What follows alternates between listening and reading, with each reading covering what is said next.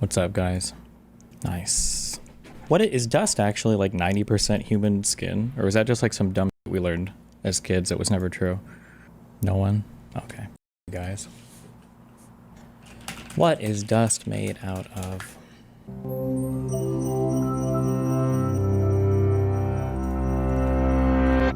Meet Dermatophagoides farinae. Crawling around on 8 legs, this creature has no eyes to appreciate the kaleidoscope of colors around her.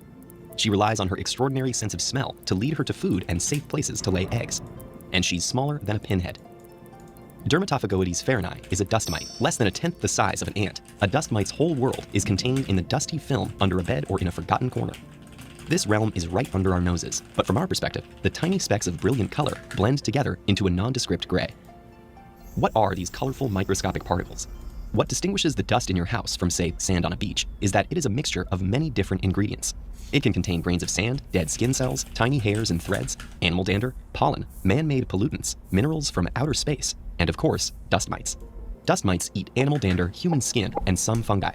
We shed dead skin cells constantly, and wherever we live, they mix into the household dust. The same goes for our pets. Their dander and hairs enter the mix, as do tiny pieces of thread and cotton fibers from our clothes. These components make every household's dust a unique blend of bits from its particular inhabitants.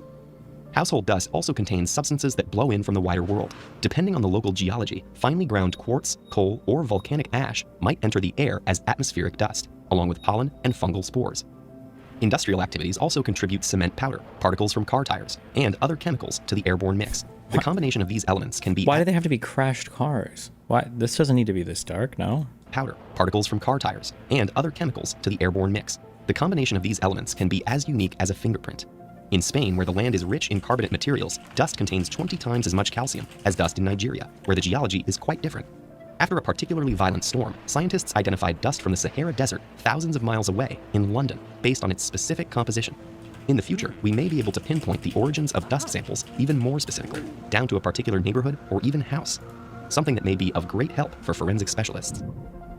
In addition to markers of humans, animals, and landscapes, dust also contains particles from further mineral all destined— This is not what I wanted. Okay.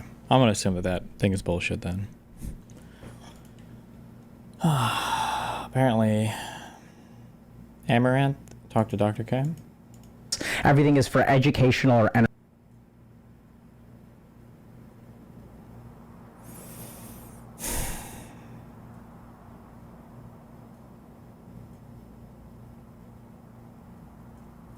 entertainment purposes only. If y'all and totally fine there. 1 2 3 1 2 3. Okay. Nope, that's the wrong one. Real quick. To understand their perspective of life. Now, a lot of times people will get to now. Pierre Poilievre, Canadian Conservative leader, lost his own seat. What does that mean? Does that mean that you just lost, your party lost the election in the district that you were running in? Is that how you lose a seat, or does your party kick you out?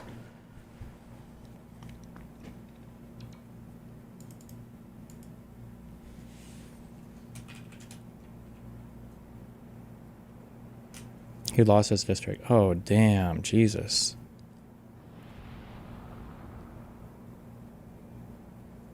It's actually so insane, dude. If I was a conservative in Canada, I would just end it. That's just so brutal how insane that election flipped. Why do we interview people? We like to talk to people. You can still lead the party, but you won't have a vote in the House. How often is it that your shadow government, is it called shadow government in Canada? Or how often is it that like a leader of a party would be chosen from somebody who's not elected?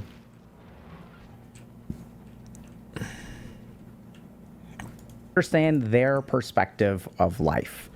Now, a lot of times people will get upset about the people that we interview, and that's totally understandable. I don't fault y'all for that.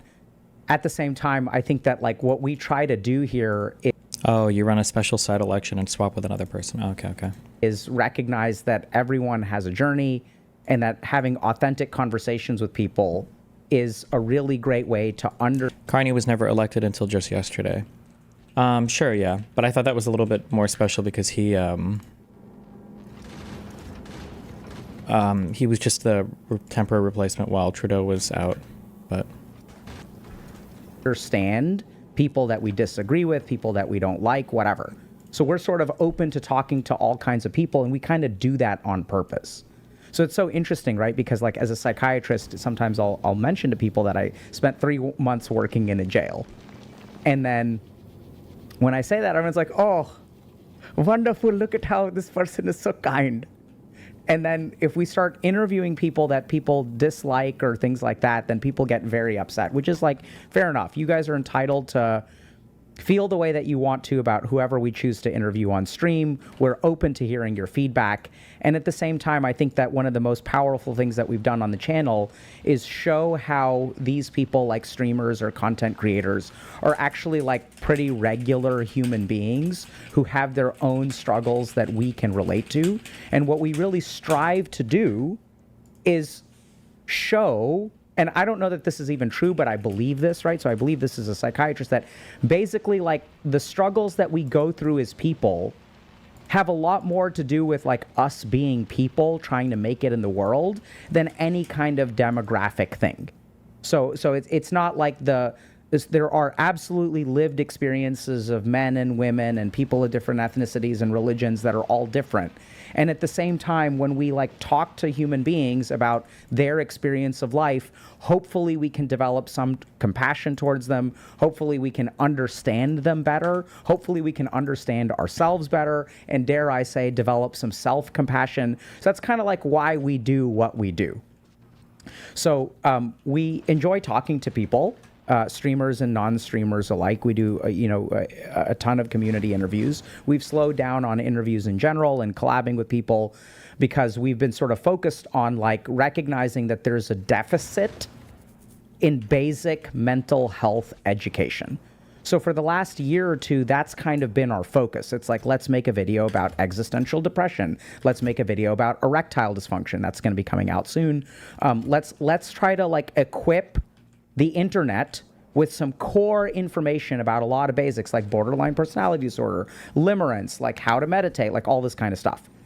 So we're really excited. I think it's, so we'll hop into the call with Amouranth in a second.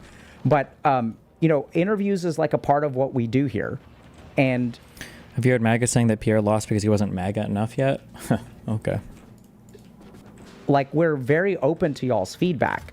But also, like, this is like one place on the internet where I would hope that we could sort of take a step back from our knee-jerk judgmental reactions based on what people have said or done and try to like find the human, right? Because like our impressions of who people are based on content algorithms.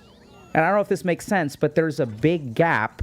Generally speaking, in my experience, there's a big gap between the content algorithm that you consume and who a person actually is.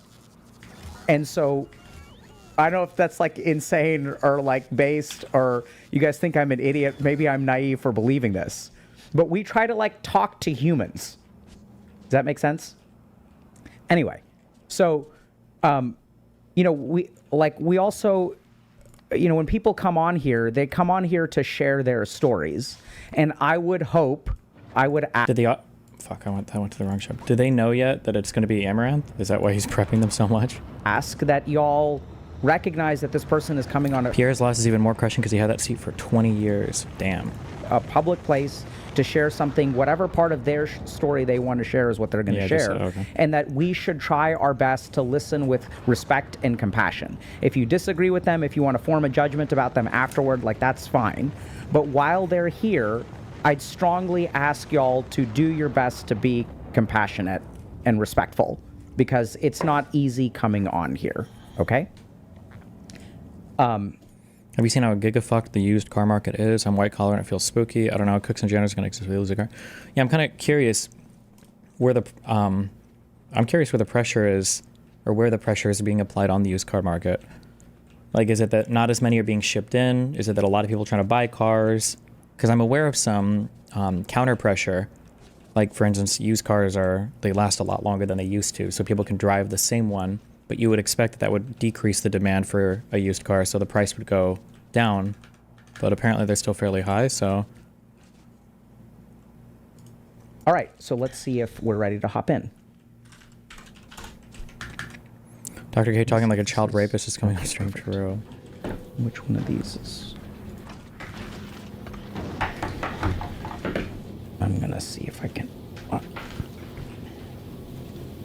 Does this work? Blech. What happens to a politician who loses a seat? Do they go get a normal job? Maybe, or become a streamer.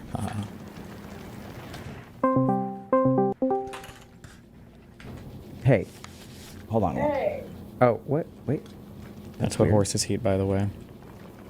Hold on. Can y'all hear me okay? Yes. Okay, something weird is going on my end. Okay, say something? Hello. Okay. Testing. Okay. Let's try. Say something?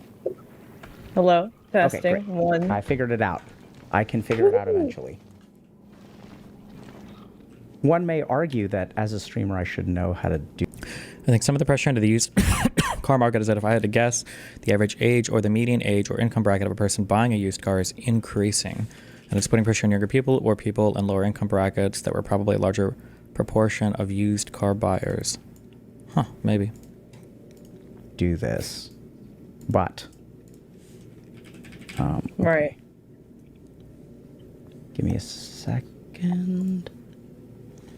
Almost there. There we The go. fucking boomers, dude. They're still fucking it all up. Hello. Hey, what's up? Not much. How are y'all?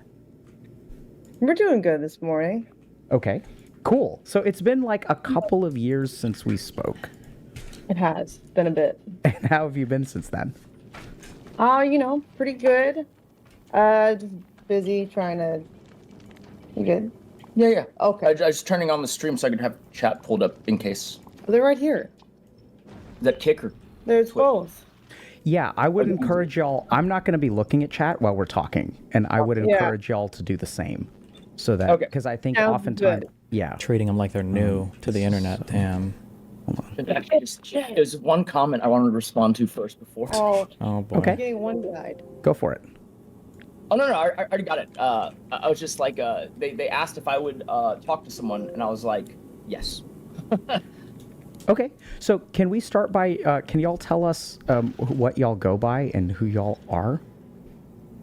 I go by Amouranth or Kate, and I am Amouranth.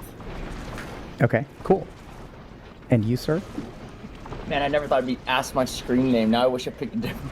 Well, I mean, what would you like me to call you today while we're talking? Call me Nick. That'd be Nick. great. Okay.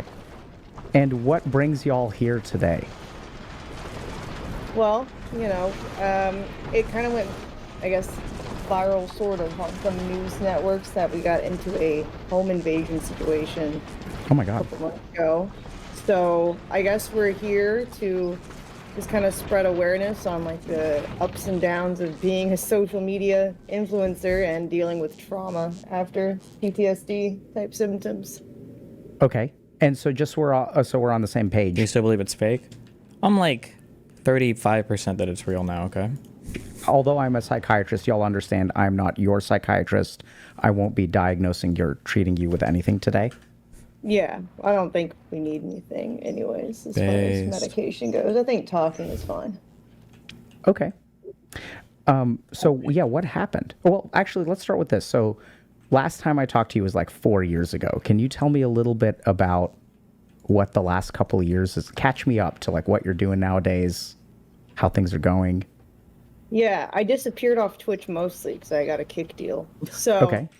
as far as everyone on Twitch thinks that, they think that Amouranth stopped streaming because they didn't follow me over there. But I've been streaming every day, pretty much just doing variety, content, IRL, gaming. That's about it, I guess, just for 2 years. Cool. Is that when you last talked? When Twitch? Destiny saying this is fake makes me want to put batteries in my eyes and connect them to my car battery with jumper cables. Why would you need to put the batteries in your eyes to connect them to the jumper cables? What? On Twitch? But before then, but yeah, it was on Twitch for sure. Yeah, I think it was like 2020 maybe. What was the last Oh, time wow. we talked? Yeah. Something like that. That is a long time. Yeah. And pardon me for asking, but I don't, just to clarify, what is y'all's relationship? We're married. Okay. I'd assumed as much, but was We'll pick not. tomorrow. Maybe there's. Just to clarify, you know. So, and how have things been over the last couple of years streaming on Kick? It was mostly quiet, I guess. Pretty chill.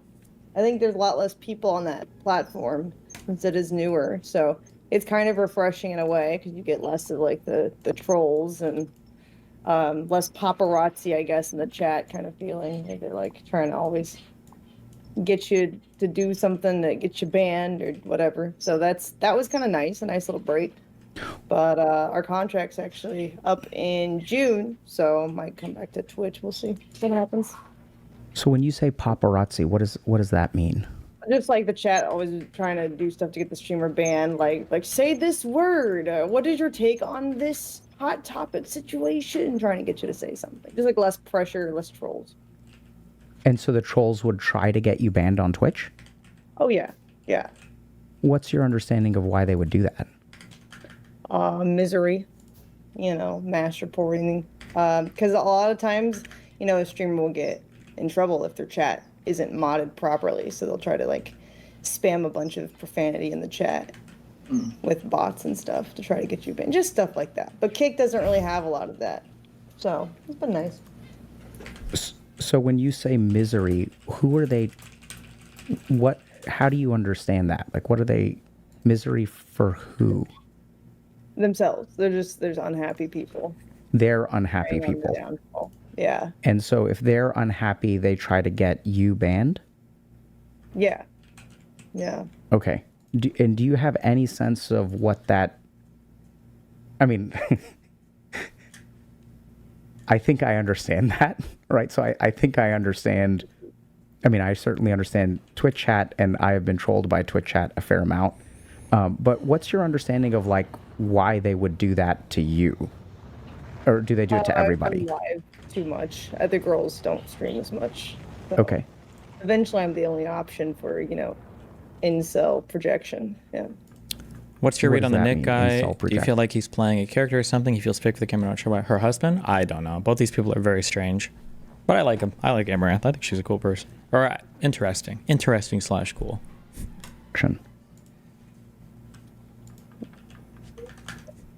When an incel, who is typically the term now, is somebody who is frustrated that they can't get women. And so when they see a woman doing well that they have no chance with, and they find attractive enough to click on the thumbnail in the first place, their rage that their life isn't going the way they want to in the relationship department consumes them. And then they tend to just come off as misogynistic, but really it's just bitter. And you can tell it's somebody has rejected them at some point, or at least that's the Interesting is such a safe compliment. Well, I mean, it's a high compliment for me because I think most people are fucking boring. I'd rather be interesting than boring. What's the guy say?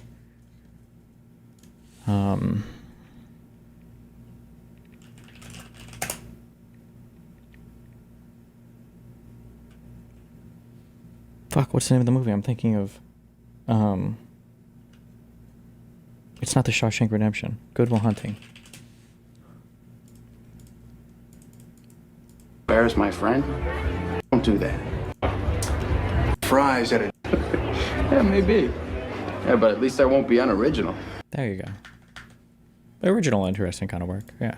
fear that they have. And so then they kind of, it's like a sour grapes thing. Instead of talking to a girl like a normal person, they will see a girl, say a bunch of hateful things, and then like flap their cape, I guess. The sour grapes thing really resonates because it seems like, I mean, like, you'll see it all the time. There'll be like some. What is it about her that you find interesting? I mean, she's obviously very successful. She might be the most successful person on Instagram, I think. Or not on Instagram, I'm sorry, on OnlyFans. Isn't she, am I making that up? Was she the highest compensated person on OnlyFans? So, I mean, that being at the top rank one of an industry like that is already pretty crazy. She's also pretty funny. Watching her go through like unbans and shit, you would expect her to be boring, and she speaks like very dry and boring. But I think she's like relatively clever. I remember watching her. Melina used to watch her go through her unbans or whatever when she was streaming, and I was surprised because I thought it was gonna be really stupid. So, but yeah, I don't know.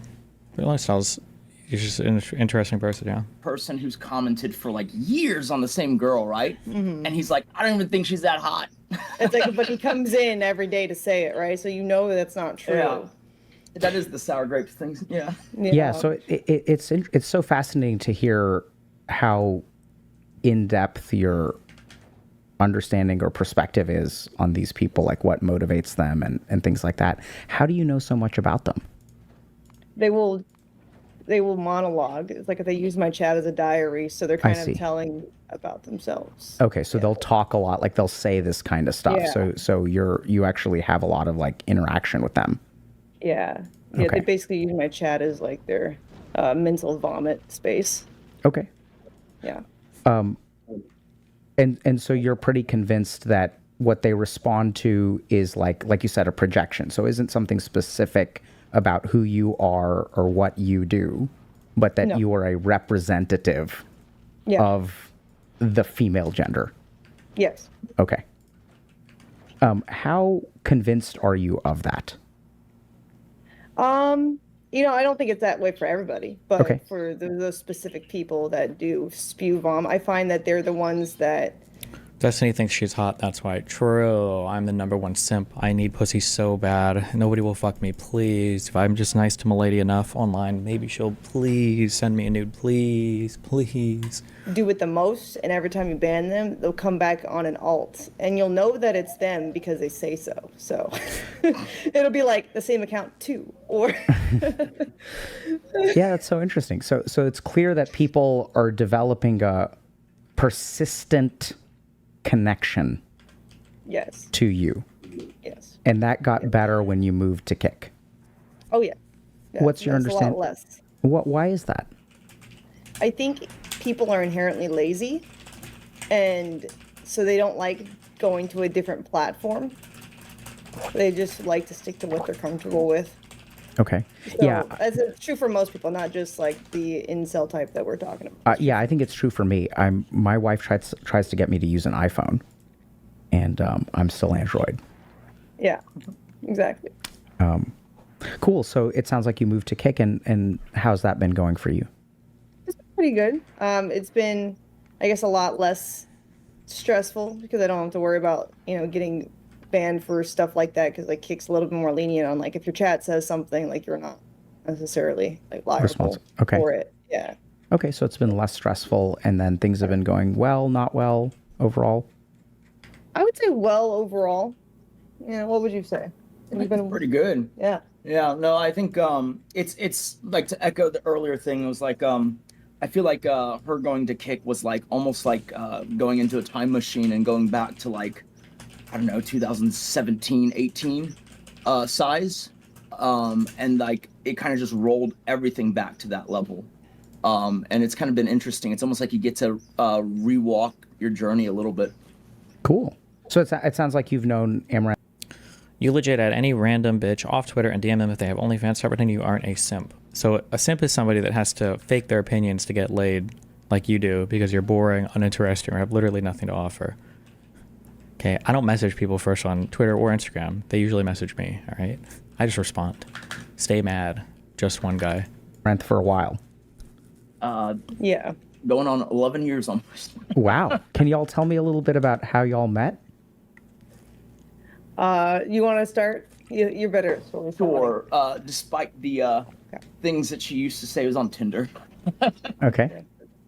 Yeah. So we met on Tinder. And like, I don't even like, so she was on the app, and then I remember pulling up the profile, and it was like all of these professional, like at the time she was doing cosplay. So it was all these professional cosplay shots.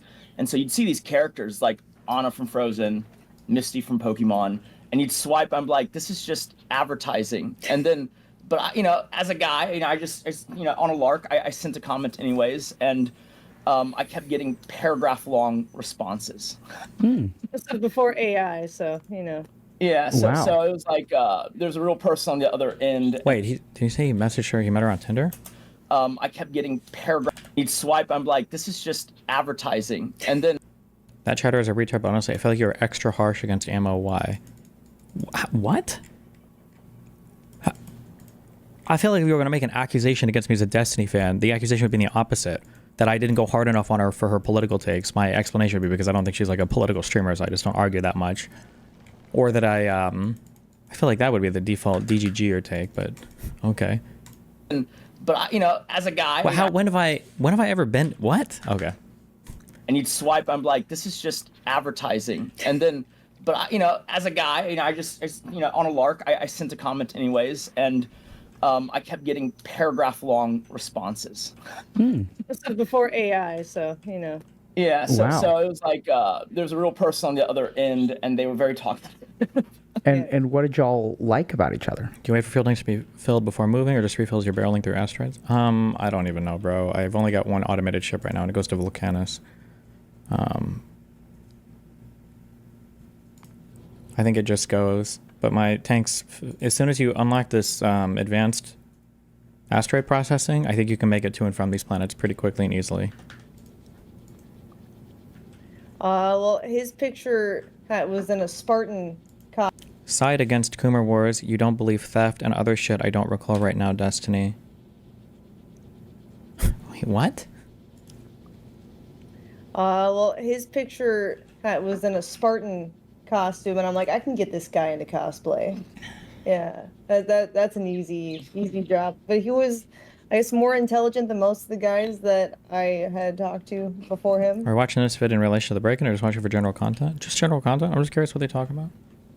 So, Is that okay? Am I allowed to do that? I admired that. It was good at conversation, and you know, he was sweet too, because he had a little dove that he was essentially rehabbing, and then ended up. Would Pokemon be an example of someone you would find boring? What do you actually mean most people are boring? Is it the people you talk to in your space, people in general? I mean, people in general, because most people try to fit in, which is normal and ordinary. That's not a bad thing, I guess. Pokey, the only thing that seems boring about Pokey is that she feels like very brand safe all the time publicly. That's like the only boring thing, I guess.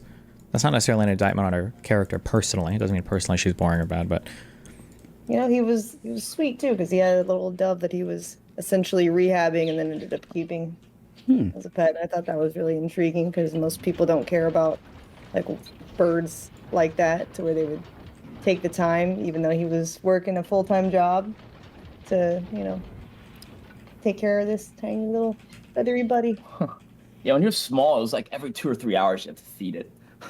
Wow. What do you feed is it a baby dove?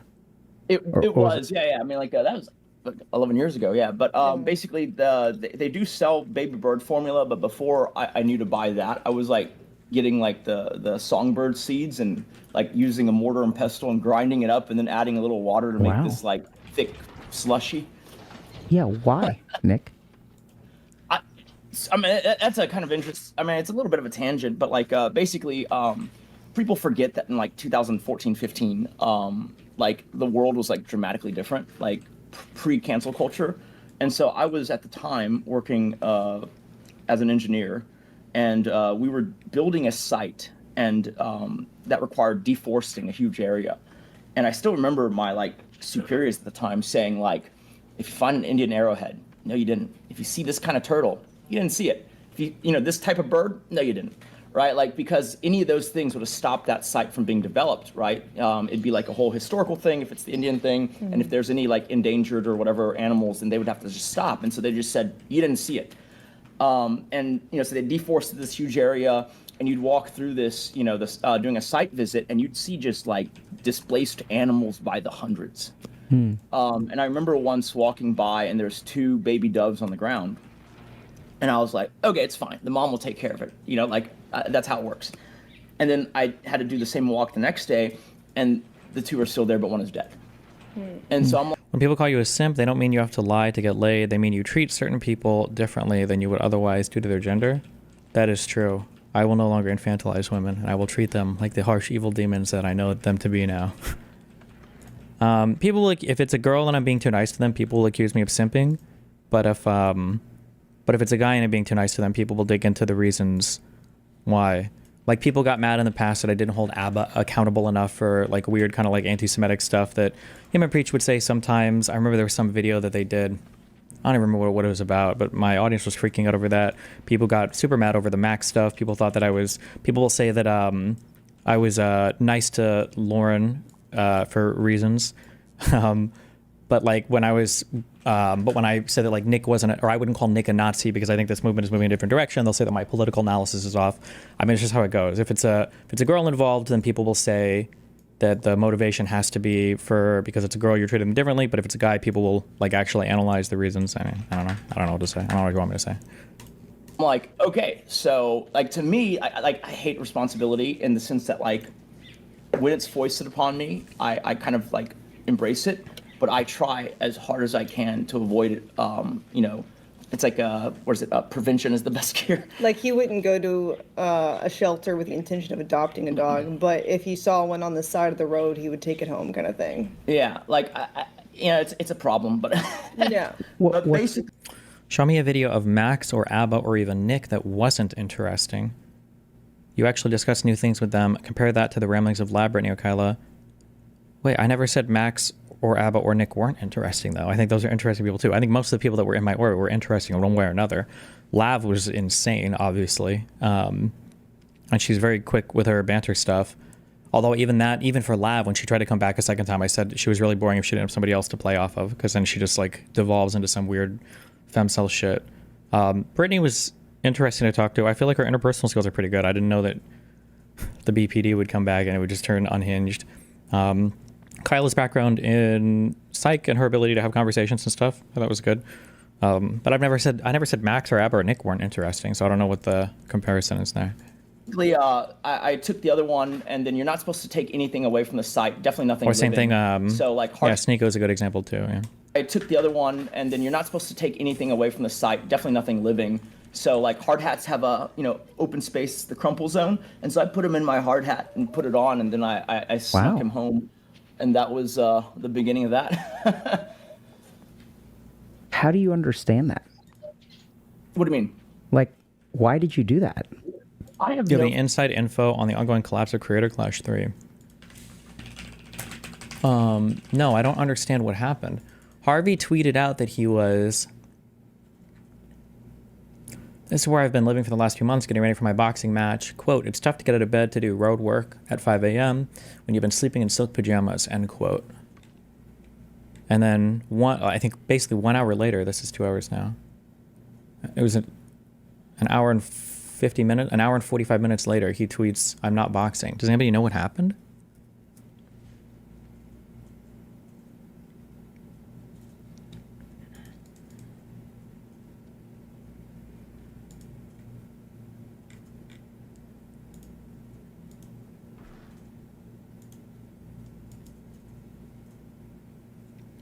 Still, any majority male community is like this to an extent. That's true. But, yeah, what are you going to do? I think you're misconstruing interesting with annoying, and that you find, and what you really find boring are agreeable people who don't contradict you. If you want to dig deeper into it, that's probably true to some extent. People who are disagreeable, I'm more likely to find interesting to talk to. I mean, it's like the, whole, like, why would I talk to this? If Einstein came back to life, like, why would I chat with him? We agree on everything. Like that meme, yeah. Wait, not this. Somebody said Asmongold is going off. Jesus fucking Christ.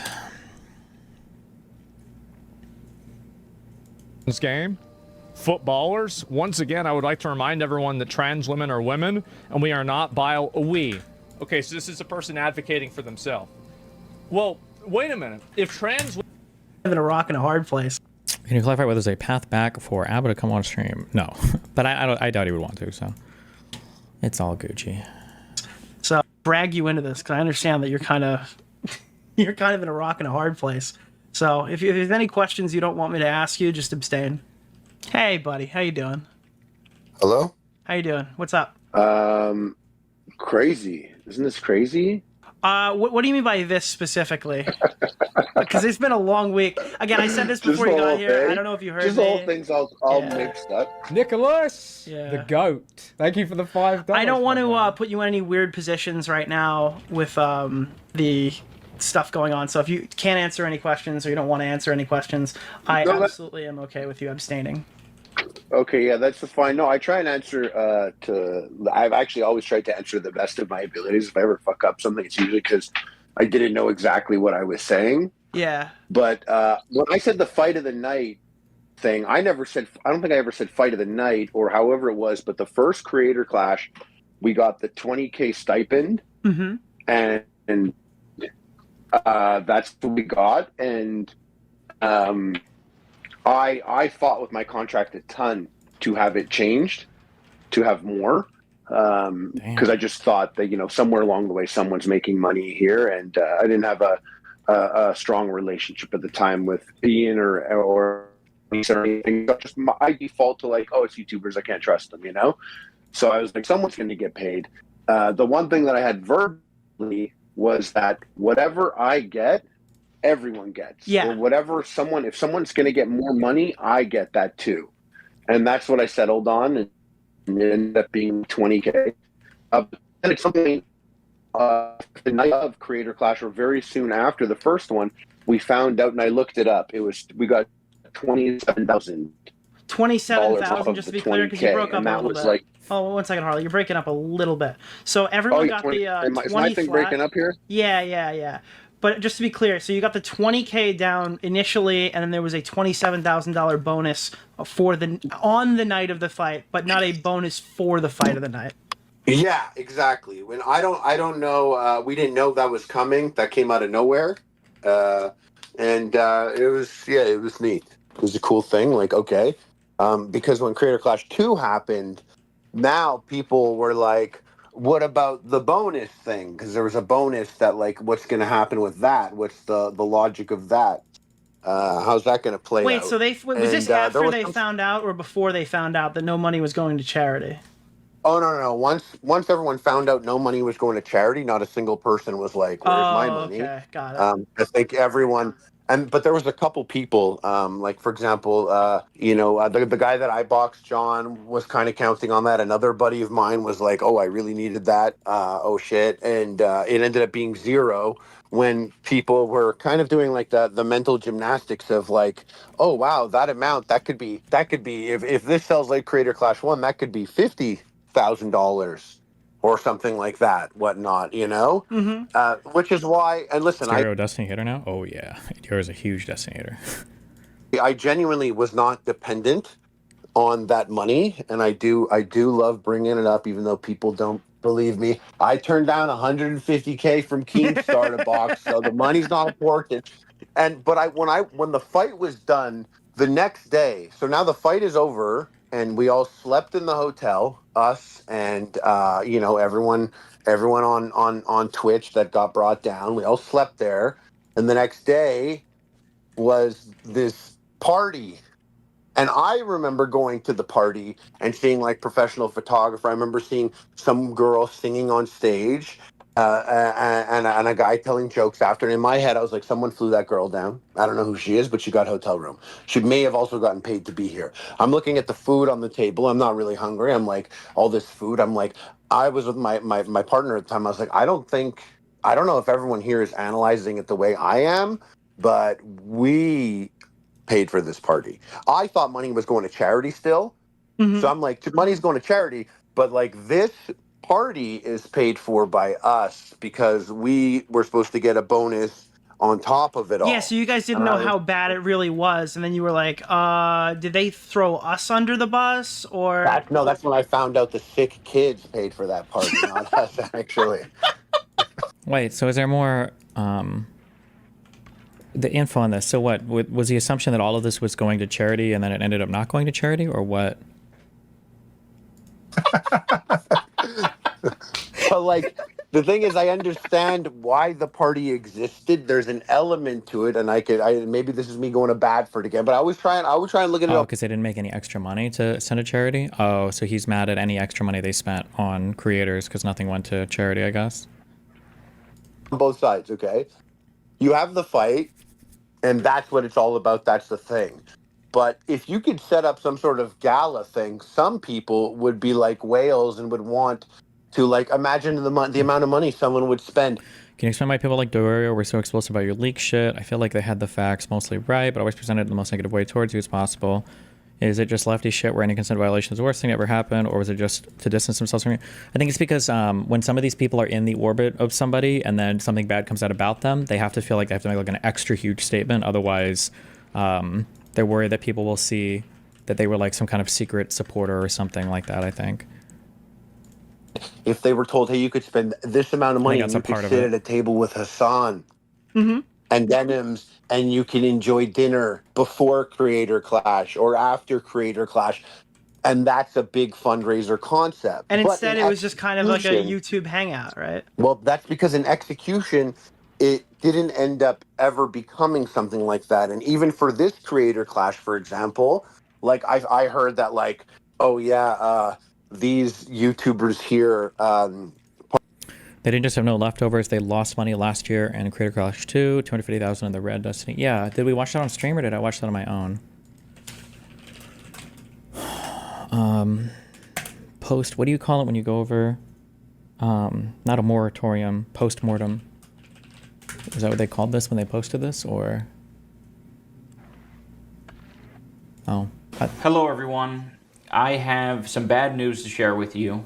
I really don't want to share it. I feel terrible. This year has been a rough one, but this is the path that I chose, so I think it's best to be transparent. For Creator Clash 2, you know, despite it being a fun event and despite good fights and a lot of creators sacrificing a lot of time, money, and energy, we lost $250,000 on the event. The way that this typically works for anyone who's unaware is that once our expenses are paid off for the event, like all the minimums of, like, you know, broadcasting, the hotel, travel, all that sort of stuff, once that's all paid off, then we can start paying the charities. Unfortunately, we didn't even reach the break-even point, right? We're $250,000 in the red. I foolishly thought that the success of last year should be a minimum, you know, a minimum for what we are able to do this year. And that wasn't true. There was a lot more to think about. I thought, okay, you know, we're bringing on more talent, we're bringing on more creators. That should translate to more pay-per-view buys. We're inviting more creator guests.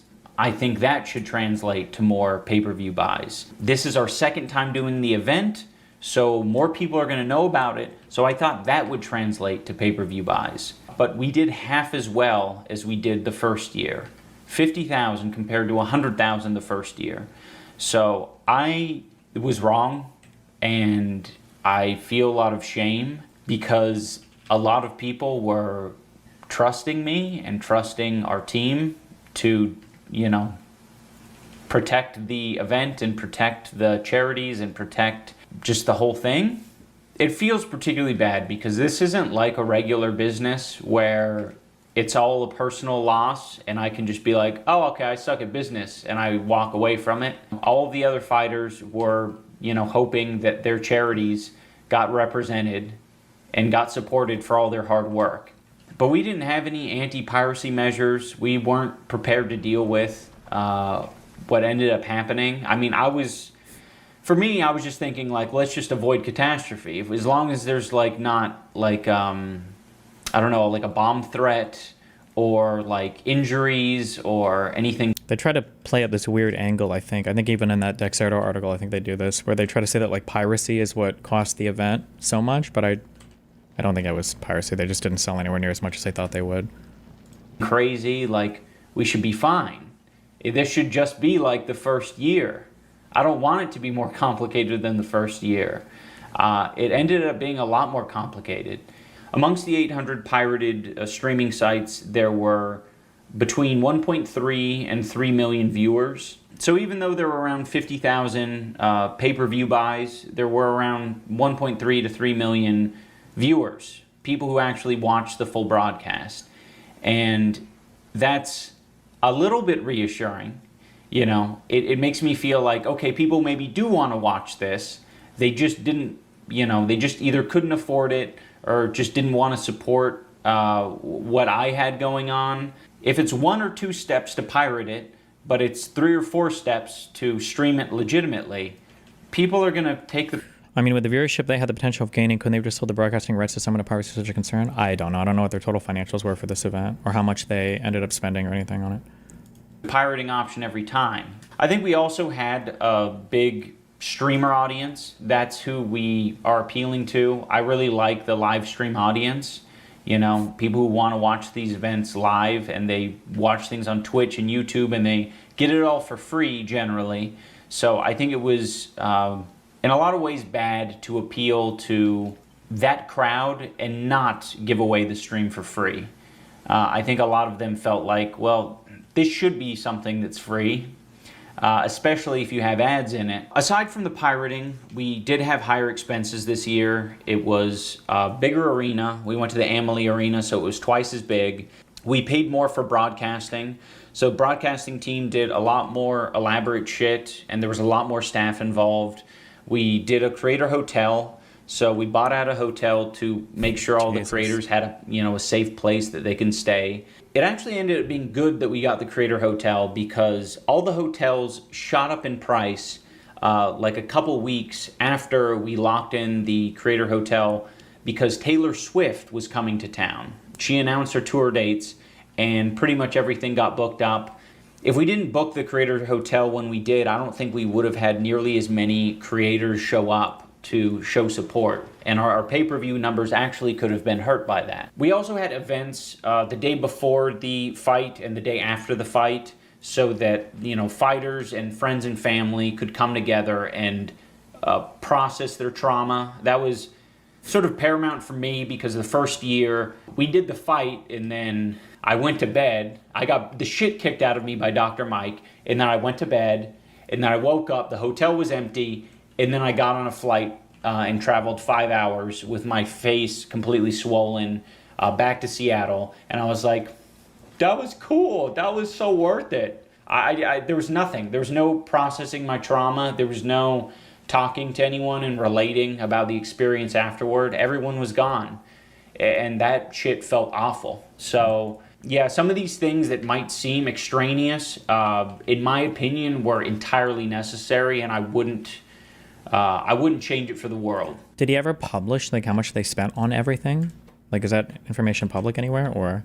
I mean, as evidenced by the pay-per-view streams, it wouldn't have made a difference because we did half as many pay-per-view sales. So we also had to pay for more fighters this year. The first year it was 18, this year it was 24. I thought bringing in more fighters would just lead to more pay-per-view buys, but I think it just ended up costing us more, you know, because each fighter gets a $20,000 stipend, and for anyone like confused about this or thought everyone was fighting for free, they pretty much are fighting for free. I think any of the fighters can attest to the fact that fighting in Creator Clash is not a financial boon in any way. That $20,000 is eaten up in those 9 months that you're training. I would say that $20,000 is on the low end of what it should cost you to train in those 9 months. Because you have to pay for your trainer yourself, and you have to pay for, you know, all of the food, the equipment, the travel, whatever you're doing to make all this shit happen. You know, aside from putting your streaming career or your YouTube career or TikTok on hold while you're training, you know, it's not a huge reward. So I don't want anyone to think just because these fighters are getting $20,000 to basically like just be a little. Do your headphone cords die in 1 year every year or so? It's the third time it's happened. I finally cut one open, and I can't believe how little the cable is in there. It's so fucking annoying. It goes dead after 20. I feel like I've had this problem in the past, right? Didn't I talk about I had to buy like a new extra cable for my Sennheisers? Yeah, this has happened before. A bit less in pain after going through all this torment and trauma. I don't want anyone to get shit for that because that is a minimum of what these fighters should be getting. In my opinion, they should be getting much more because it is a traumatizing event and it takes a lot of time and dedication. That is a cost of putting on the event, in my opinion. I think other boxing promotions would like disagree that, you know, fighters should be getting paid this amount, but, you know, to each their own. What do I know? We lost $250,000 on this event. Another thing I want to address is there are some people floating rumors around that we're pocketing money from Creator Clash, and that's extremely hurtful because it has been nothing but the opposite. I understand that some people out there don't like me. I'm okay with that, but the thing I'm not okay with is just lying to people and making up shit for the sake of like clicks. I mean, this is hard enough as it is. Like, I don't want to make this video telling people that we made half as much or we sold half as many pay-per-views as we did last year. And what I absolutely don't need is people spreading rumors about us pocketing money. This has been a financial fucking catastrophe for me. We don't need that, and we don't need any of that shit for any of our other fighters because this has been a huge sacrifice for all of them, financially, specifically financially. If you want to say that they're earning boatloads of clout for fighting, sure, whatever you want to say. But this has been a huge sacrifice. I try not to view any of the pirated live streams as malicious because I think the majority of people, you know, aren't malicious about it. I think there were 50,000 people out of 1 million plus who just said, Creator Clash live stream, and like instantly a bunch of shit popped up and it was just very easy for them to watch. And I really don't blame them for making that choice. All I'm trying to do right now in making this video is to remedy it. That's sort of what I've been grappling with over the past couple of months is like, what the hell are we gonna do? You know, I can't even think about doing a Creator Clash 3. We lost money and there's no money for charity. So what are we going to do to solve that? I don't have a good solution. The best solution that I've been able to come up with is putting the full Creator Clash broadcast, Creator Clash 2 broadcast on YouTube for free for everyone to watch, and just hoping and praying that people enjoy it and want to support it. I'm curious what your guys' thoughts are, but I want to post the full broadcast on YouTube, and I want to have like a fundraising goal. I know YouTube has like a fundraising thing, but right now, from what I've seen, YouTube doesn't allow multiple charities to be listed in the fundraiser, and there's not really very many good options for us to collect donations ourselves. So I think we're just going to have a singular charity represented in the video, and then we'll put all the other charities in the... Why do you view that as being a cucked response that the average people are just going to search and click the easiest avenue of viewing it? I think...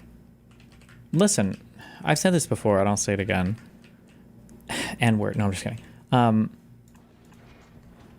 Will my turrets take ammo from each other? Back in the day when you pirated shit, the reason why you pirated something is because you didn't have the money to pay for it, okay? And you understood that you were doing something illegal. Hopefully you didn't get caught. And that was just it, you know? You pirate shit, hopefully you don't get caught. And, you know, if you do, it is what it is. Nowadays, it's very cucked that people have this expectation. This very entitled. Audiences today for all electronic mediums are incredibly entitled. Like, you guys want everything for free. You want it at the highest quality possible. You want it to be ad-free. You want it to stay the exact same cost year over year over year. Like, it's like these are the demands that the average consumer is placing now. I think it's okay to say, you know, for people that pirated this event, we were trying to raise money for charity. Fuck you.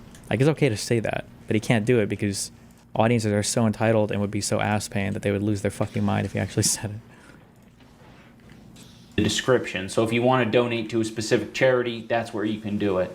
I want to make it right. I want to make it more right.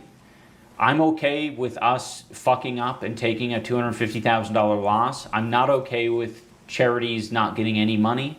I want to thank all the fighters. Legality does not equal morality. Whoa. Oh shit, I didn't even think of that. Oh shit. Oh. Legality does not equal morality. What do you do you mean like like if like just because something is legal doesn't make it more? Oh Jesus! Damn! Holy fuck! Wait, my whole life I thought that what is good is just what was legal. Oh Jesus! Oh my God, bro, you're. I don't, bro. Oh my God! I've never even considered that before. That's insane. What? Holy shit! What?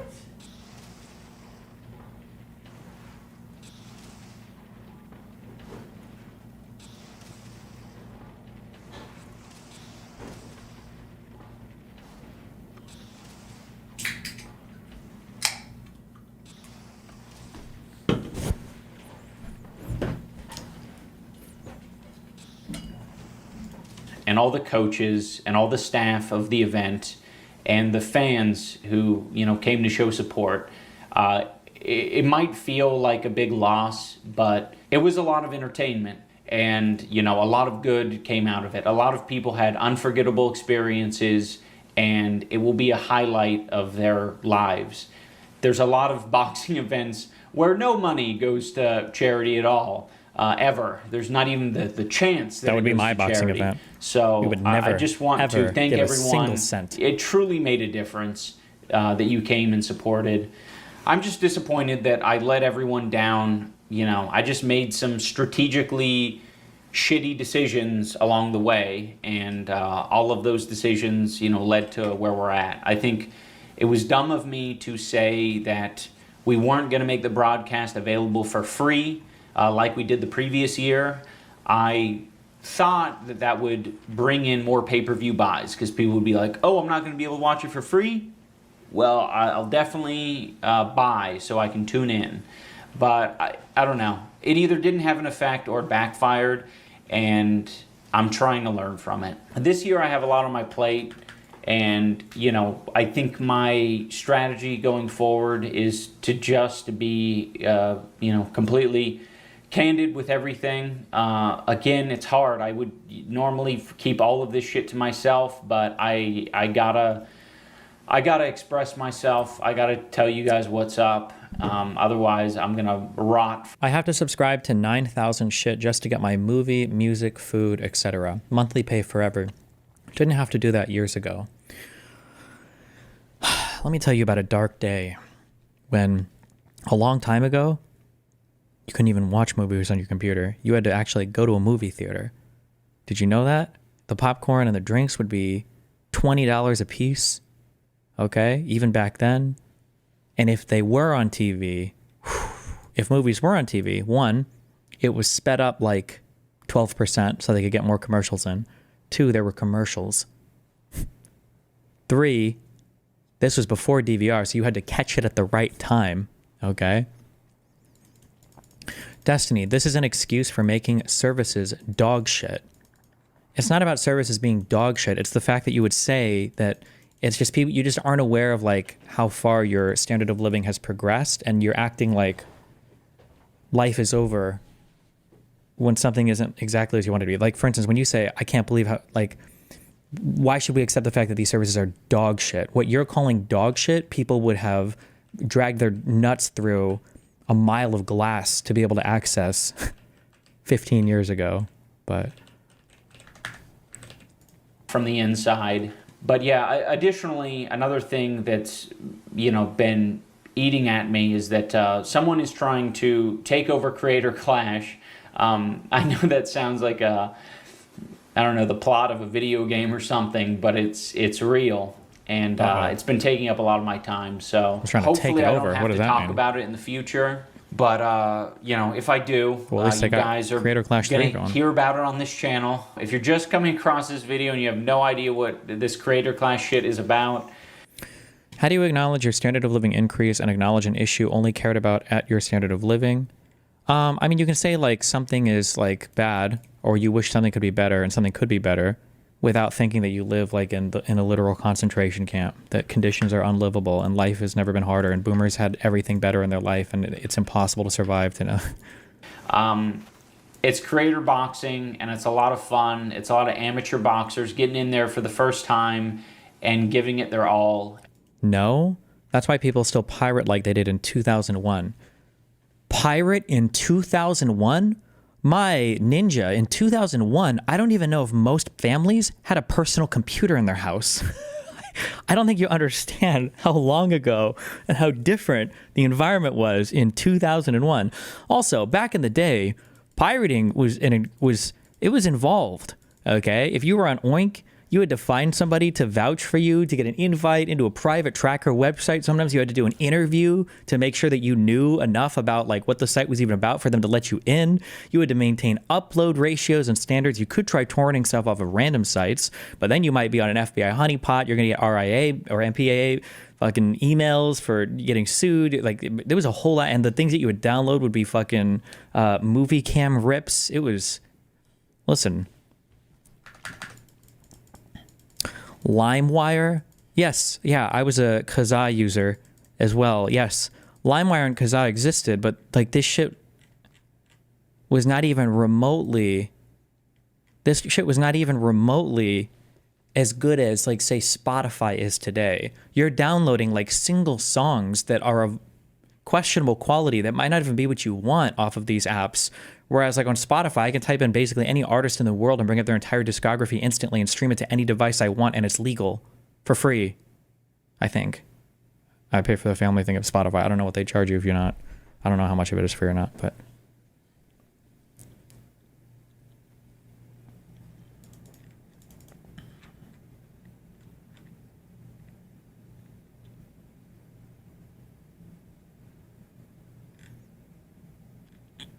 Also, I'm not saying, by the way, and I'm not saying that you can't complain, that things can be better. You can always do that, but just don't, like, don't trick yourself into thinking that everything was so easy and so much better back in 2000. It's like, bro, you have no idea. Most of the people in this chat right now, well, I guess it's like a techie chat, kind of, because gamer background and it's streaming, but, like, my guess is, like, 50% of you probably wouldn't be able to figure out how to pirate shit back in the year 2005. You wouldn't be able to do it.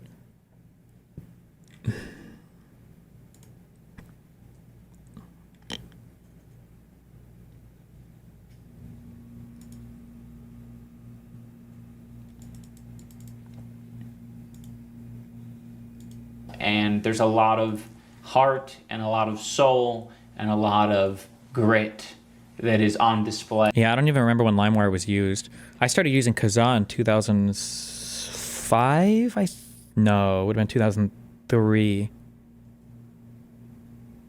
would have been 2003. I don't know when it started to become popular though or not. Yeah. And I think it's very much a worthwhile watch. Donation links are also going to be in the description of this video as well. I'm trying to monetize as much as I can to make up for this loss, but yeah, it's hard.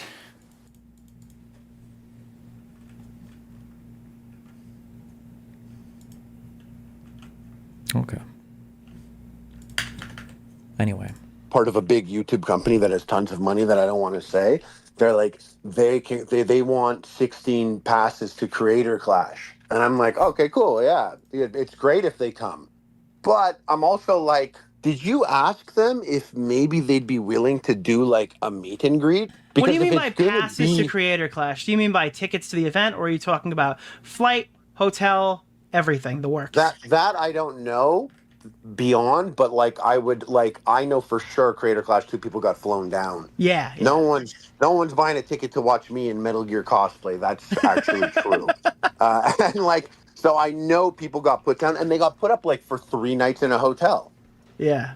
Like it had to be 3 nights because the gala was the next night, and no one's leaving after the gala, you know, unless they were rushing to hop on a plane. So some people could have gotten 3. But once again, I'm just guessing. And also I was a touch annoyed at the time.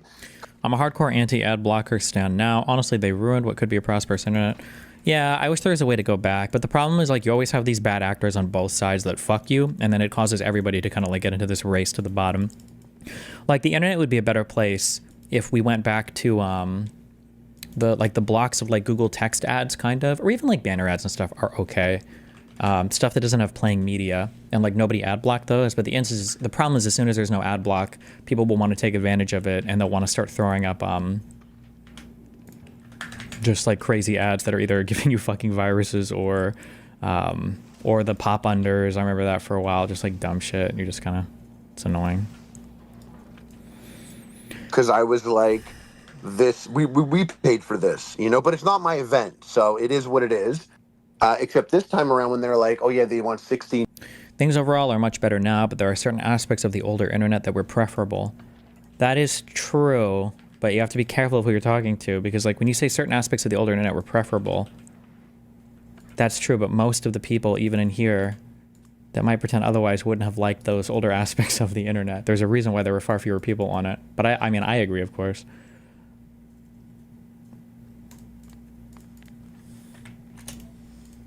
Passes. I mean, it's possible there could be the flights. That'd be really crazy, though. I would think the flights would be a stretch. But the problem is, like, well, if it's going to be like VidCon, those guys who are like when I got passes to VidCon when the channel was bumping, I had to jump through some hoops. I had to do like a couple panels, and I had to do like a meet. Adblock removed all the hot women in my area. Ooh, sucks for you. You should be you should be like me. I'm so happy. I got there was this girl that messaged me yesterday and she was like, "Hello, Lisa, are you okay?" And then I messaged her back because she had the wrong number, I guess. I was like, "Hey, my name's Steve, not Lisa." And she's like, "Oh, I'm sorry. I didn't know." And then she told me she was looking for a husband who would treat her well, and she sent me a picture, and it's like this really hot Asian woman, and we're hitting it off. We're hitting it off pretty well, guys. I'll keep you updated on the status of our relationship, okay? Was bumping, I had to jump through some hoops. I had to do like a couple panels, and I had to do like a meet and greet thing. And that's what you did in exchange for the access, the pass that you got, a pass that's... Yeah, but could be worth iDubbbz won't do that. He won't even ask the people who are fighting to make a video and tell people they're fighting. So they're obviously not going to go and ask these people, hey, can you do a meet and greet? Because they don't want to... I guess they don't want to pressure people to make the event, I guess, good. I don't know. Since the content cop dropped, there's been a lot more chatter of, hey, like, get the message out there. Like now we're coming up to like 2 months out. This is where a lot of people buy live tickets, and so the chatter is happening more now than before. I saw Myth put something out after we talked about Myth not promoting last time you were on here. Dude, I used to fight with so many. Destiny, you trolling? That's probably a bot. What do you mean? She literally sent me a picture of herself, and she's like texting me like real sentences and everything. It's definitely not a bot. Dude, I would argue with so many people that were, what was this? Was this back in the esports days? People that are like hosting events and stuff. They were so afraid to ask talent to do anything. And some of these people are not, I'm going to sound really privileged here, okay? But like these people are not like super wealthy, okay? These guys are making less than 100K, less than 150K a year on YouTube shit or streaming, and they're being paid, they're being compensated, $5,000 or $10,000 some event. And I'm like, bro, if you've got talent coming to these events and you're paying them, then fucking work them. Work these motherfuckers, okay? Have them promote the event. If you're going to sign a contract with them, make it so there's like a minimum amount of tweets that they have to do to promote it. Make it so that they have to do like a meet and greet or something to help you, drive people to live. Like, dude, I don't know why, but I'm surprised this is still an issue. I used to fight with organizers all the time. Like, bro, if you're gonna bring talent out here, like work us, make us do shit. Why not? Like, it's good for everybody in the ecosystem. It helps your event. It helps future events get scheduled. You guys make more money, so you put on more. Like, it's, yeah. I have to eat some shit. Myth put something out. Oh yeah, nice. Yeah, I mean, You no longer beef with Nick Cringorio? This guy? Yeah, we hate each other, or at least I hate him. I'm pretty sure he hates me. I don't know if I hate him. He just covers my shit horribly. But I put stuff up, but look what I do. I put up like on my vlogs. Bro, the Apex comp scene is fucking childish. Orgs will just hire the talent and then never require them to stream, make YouTube content, no presence on Twitter. It's a fucking joke, and these people think they deserve to be paid thousands per month. Damn. Oh yeah, nice. They changed the recipe of red ammo with a new patch today. What? You're lying. Why would they change the... What? I'm looking at this. It's the exact same. When did the patch go live? Yeah, I mean, I put stuff up, but look what I do. I put up like on my vlogs. They made it cheaper. Like this does not get views, Harley, you are repeatedly the only person I hear talking about this event. I don't think that you're the one who's the problem with that. I heard that Harley was actually like a headliner for this, and he dropped out. That's pretty bad if that's true. It's gonna be a big yikes. That would make sense though if you realize that I'm like the only person that doesn't have anything going on in their life other than this. so I'm available to do that. Yeah. Like, I mean, LA Beast, he mentions it. He does. He puts his videos up and he mentions it in the description and stuff. I know that. But overall, yeah, like 56K dial-up and AOL chat was based. I'm pretty sure the girl who would ask for pictures was some old pedo dude, or another dude. Dude, there were so many dudes. I can't imagine how many pedophiles I talked to back in the day. Would I used to think I was like so funny. I would like pretend to be, I'd pretend to be like a 13-year-old girl when I was like a 10-year-old boy, and I'd be like talking to other people thinking I'm like mind fucking them, and it was probably just some old pedophile dude I'm talking to. Dude, those chats were fucking wild back in the day. Holy shit. I mean, I don't know. I mean, I don't know. Would it have been good if at the end of the content cop he dropped Creator Clash? I didn't even realize that. That was so weird. I don't know if it was in my subreddit, but somebody made fun of, I think, Hassan for not promoting it or whatever. I can't believe he didn't promote the Creator Clash, though, in his content cop, considering this video got, what, like 6-7 million views? Wait, he just posted, like, the biggest video he'd released in years, and he didn't... How can you just drop out, though? Surely they made all the fighters and talent sign a contract. I mean, there's probably a termination clause or something, right? If you weren't a streamer, would you flat and attend one of these events as a fan? I would never go to anything like this, but I'm a really atypical consumer. I don't like any live events or anything like that. I would just never, yeah, so it doesn't mean anything. Didn't even, I guess, make reference to it. Actually, well, the Creator Clash is getting some push from the Content Cop because they promoted Lena. They promoted her fight, like, right after. Like, I think 2 days ago. That was, like, their promoted fight. That's the type of thing where I'm like, oh, we are YouTubers, aren't we? Yeah. Like, because there is a bunch of fights on the card to promote, but strategically, you'd be a fool to not push that one, right? It's crazy, dude. Wait, did you see how that went down? Because I don't know what your opinion on the Content Cop is. I could gather something from... It's Bait Destiny. No one texts the wrong number and then decides to share pics of themselves. Well, I'm pretty sure it's because I was just really nice in the text. I think she probably was... from your tweets, but did you realize that, like, it came out when Ethan was live and Lena was live and AB was live, and iDubbbz frantically sent a text message over to them saying, like, sorry for getting you caught in the middle of it? Well, that's another thing where I'm like, oh, we are YouTubers, so obviously if you were going to drop this content cop, you would do it when he's live. How could you not? But he said it was an accident. Oh, did he? Yeah, he said, oh, we had problems in the morning. Unfortunately, it had to go down this way. I don't personally believe that, but yeah.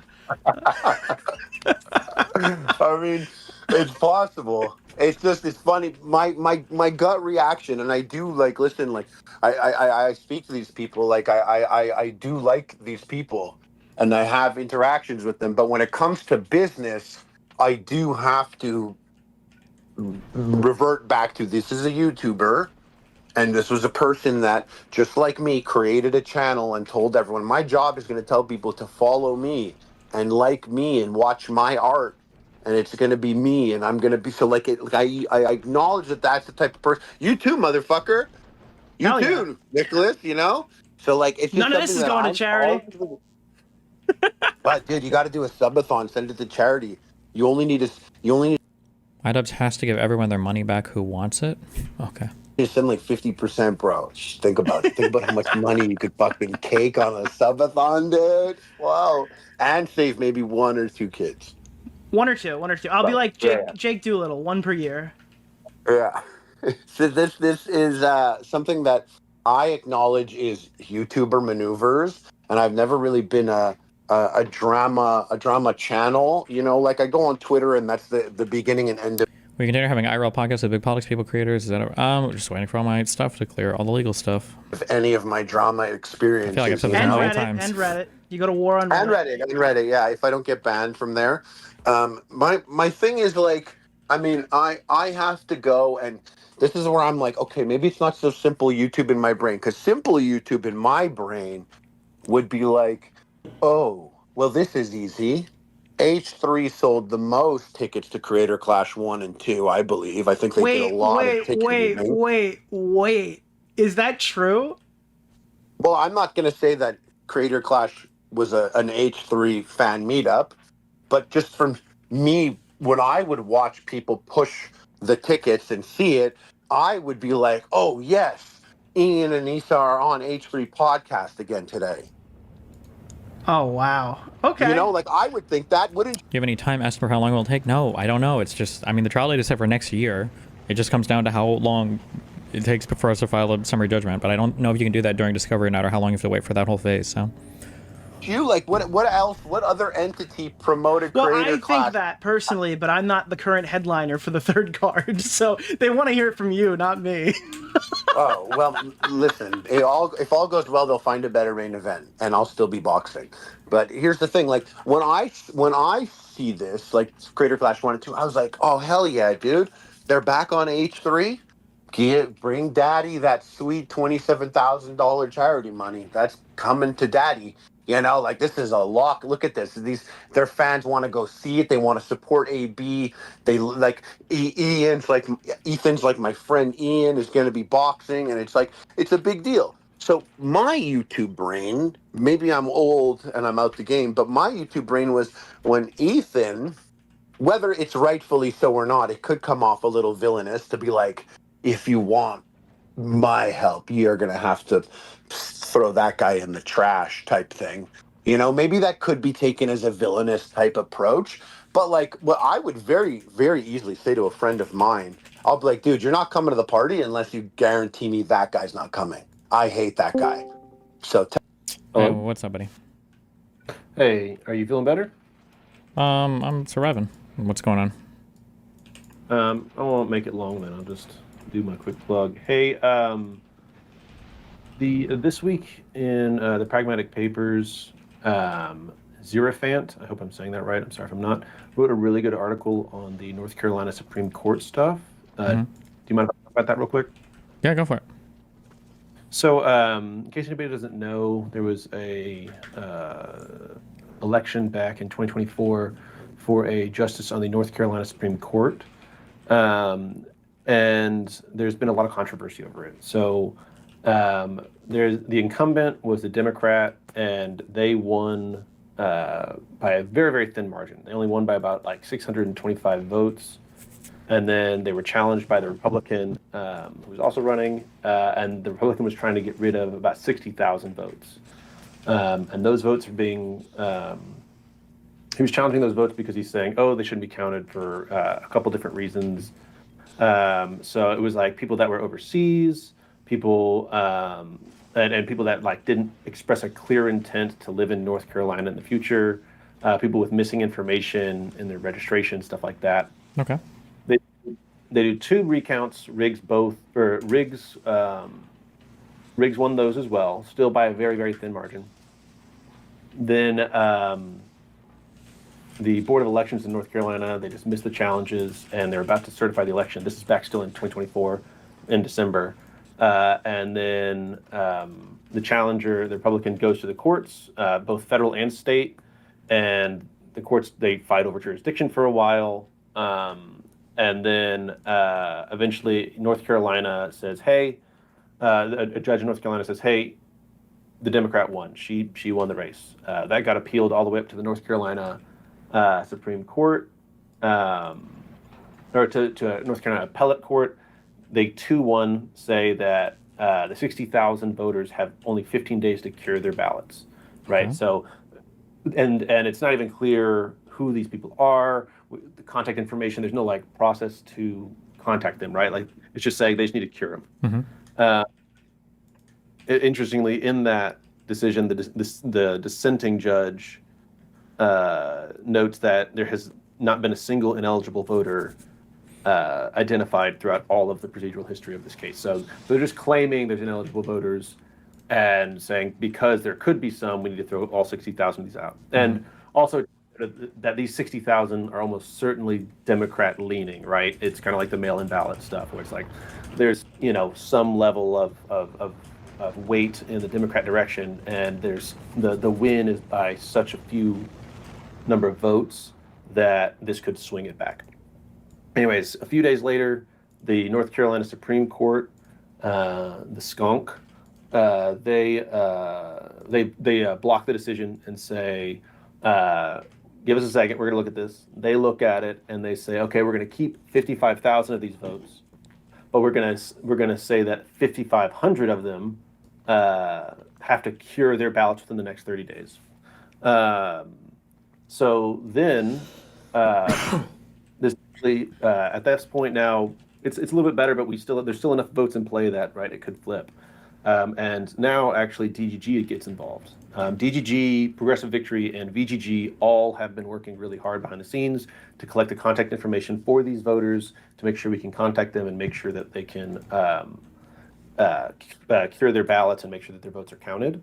It's been a really big effort that's been going on over the last month. And so that was about to start, and then a federal appeals court blocked the Supreme Court ruling, this North Carolina Supreme Court ruling. And then yesterday, the final briefing was submitted, and we're still waiting. We're talking about it. We're still waiting on hearing what the appeals court says, federal appeals court says. And, if it comes down that we need to contact those people, DGG, Progressive Victory, and VGG are all ready to kind of get that word out and help them. So this is a pretty big deal. This could seriously, this is just a naked attempt to steal an election, right, by Republicans and MAGA people. And it's been going on now for 6 months after the election has been over. We're still fighting it. And so I just want to come and say, everybody should go check out Pragmatic Papers. The article is really short. It's got a really good timeline in it for you to easily understand it. There's a link in the article for the DGG Political Action Server where you can go and you can help make sure people get their votes counted. And they also have other things that they do on there. And so just getting the word out on that. And Destiny, can I get your opinion? What would you say about this? What do you say about people trying to steal the North Carolina Supreme Court election? It's bad. Okay, good. I just want to make sure that you got your piece in there on it. Thanks. So yeah, everybody go read the Pragmatic Papers. Destiny, you read the Pragmatic Papers too. I won't drag you into a bunch of conversations. Hold on. Well, let's most important part here. On what grounds did they force people to have to cure these ballots? So are you talking about the initially, why do so many have to? Why are so many of these ballots considered invalid now unless they're cured? What was the? Okay, 1 second. So whenever you look at this stuff, it's saying they're essentially saying you need to show. They need to be able to understand whether or not these people have the right to vote there, right? So I understand that, but I'm asking, I imagine they have a process for voting already. They have a process for doing this. Something is obviously not working with the process if all of these people voted and now they need to cure their ballots, right? So for people in chat who don't know, a ballot curing is generally if you've done something improper while voting, but you've done enough proper stuff that they consider it a valid vote, so you can change your ballot to make it a valid vote. So like if you, I don't want to give examples because I don't know what they would be specifically, but like if you were to fill out your address incorrectly or forget to sign your name or something, you can quote unquote cure your ballot. And there are people that work with people to go out and cure ballots so that your vote will be counted. But my question is, it's sounding like something exceptional happened here where ballots that traditionally would have been counted are for some reason not being counted now, or what changed that they need to cure so many of these? So essentially what we have here is that the election, my understanding of it, is the election board in North Carolina is the one that would oversee this, right? And they're saying, hey, these 60,000 ballots that came in, we don't think there's a problem. And then it goes to a judge, right? And that judge is saying, I'm overlooking it now. There's what was the initial appeal for? Who brought the first case to challenge whether or not those votes were valid?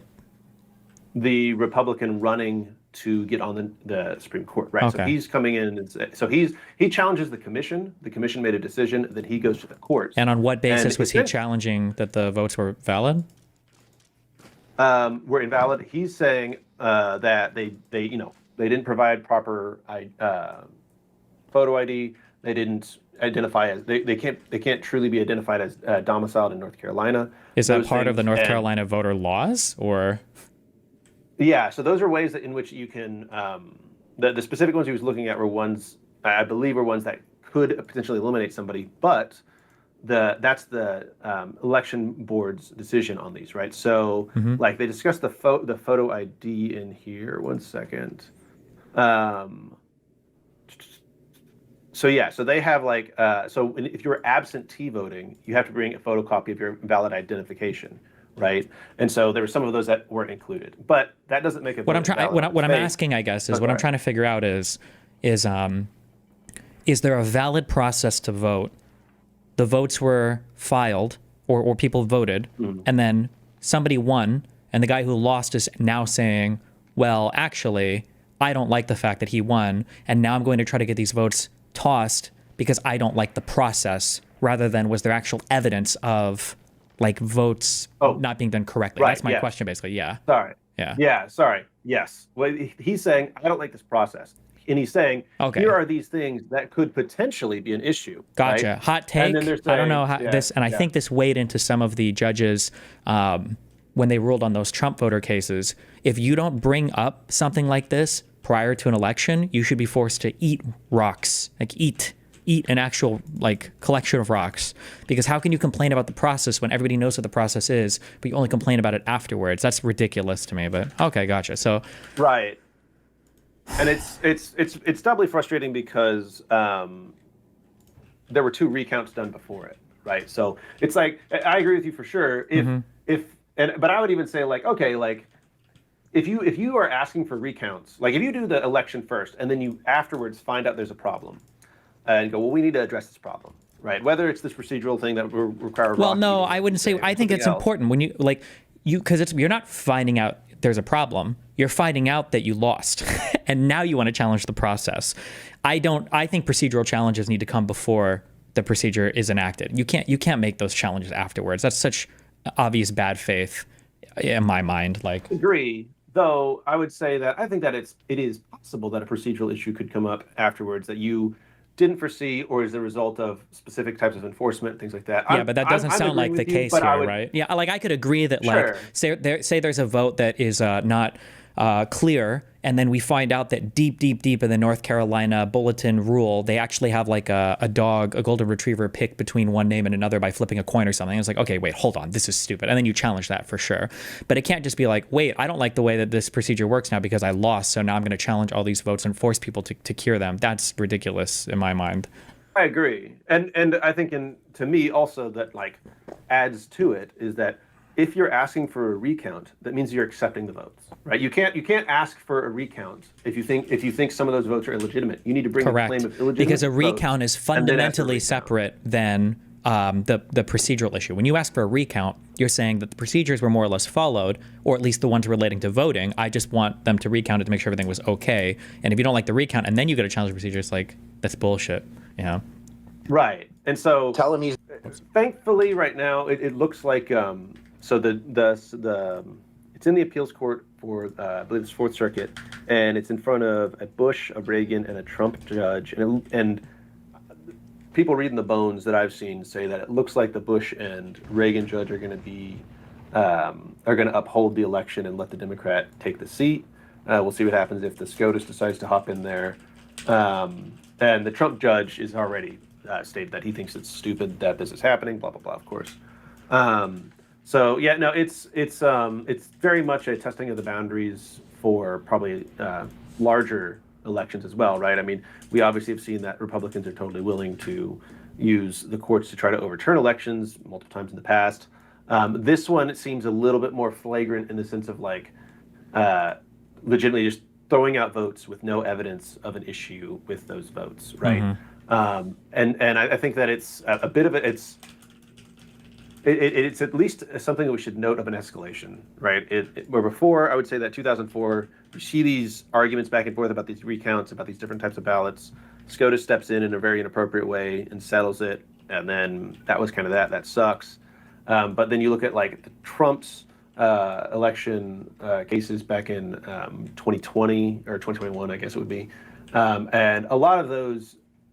I would say, correct me if I'm wrong, I believe you've looked at this more than me, but I don't remember a lot of them in there saying like, here are the specific votes that we're trying to throw out, or here's the like, this cohort of voters should have a higher burden of voting retrospectively, which is kind of what we're doing here, right? It seemed a lot more to be that there's just like a general fraud, people tampering with the votes rather than attacking the voters and their votes themselves, right? Yeah. Which this is, because this now is more of we are just explicitly trying to disenfranchise people. We're trying to take away these people's legally supplied votes, and then also trying to, there is a process in which to cure these votes, and they are trying very hard to make that as onerous as possible and without any notice to the people who this is an issue for. So it's very, it's something that even if we succeed in it, right, this is not something where it's like, oh, this now has created case law that would prevent this from ever happening again. To me, this feels like they're just, this is a test, and they will reform and bring a stronger argument next time. That's kind of what I'm worried about with this case, is that they'll see the flaws in their arguments, they'll see the flaws in their actions, and they will adapt and become better at trying to steal these elections. Well, I guess we'll see. Yeah, everybody, please go read that article. It's really good. Destiny, feel better. One thing before I go, since you were already talking, you talked a lot about the birth rate shit yesterday, or no, it was yesterday, at some point in the past. You were watching Bosch's thing, and you were talking about the birth rate stuff. I just want to make sure I understand. Are you saying it's hard to figure out how to incentivize people to have kids? Yes. Or are you saying, okay, but are you saying it's like a mystery as to why people don't want kids? Does that... it seems to be like people, or at least everybody seems to be having a lot of disagreement over why people aren't having kids. Oh, okay. Because I feel like I agree with the incentive structure thing. I don't really know how to fix that, whatever. But I feel like correct me if I'm wrong here, but I think I can see a pretty easy explanation of, in the past, it was beneficial in a lot of ways to have kids, and now it's simply not beneficial, and people are able to make that cost-benefit analysis and go, I just don't want to have kids, right? Like, people used to need kids to take care of them when they're old. They used to need kids to work on the farm, right? They used to need a lot you more can say that, but the problem is the people that are the most obsessed with trying to get people to have kids don't buy that. They think that we have like some natural, happy human drive to have kids, and that everybody, like God, is driving us in that direction. I don't disagree with you necessarily. You need kids for taking care of the farm or the business, or just because a lot of them fucking die in childbirth and shit. So it makes sense that people have a lot of kids. But people, the more hardcore conservative types, don't buy into that argument. They think that there's some natural biological drive to do it, and the trans Dems or something are fucking up people's normal inclinations or something. I don't know. Okay, so it's more of like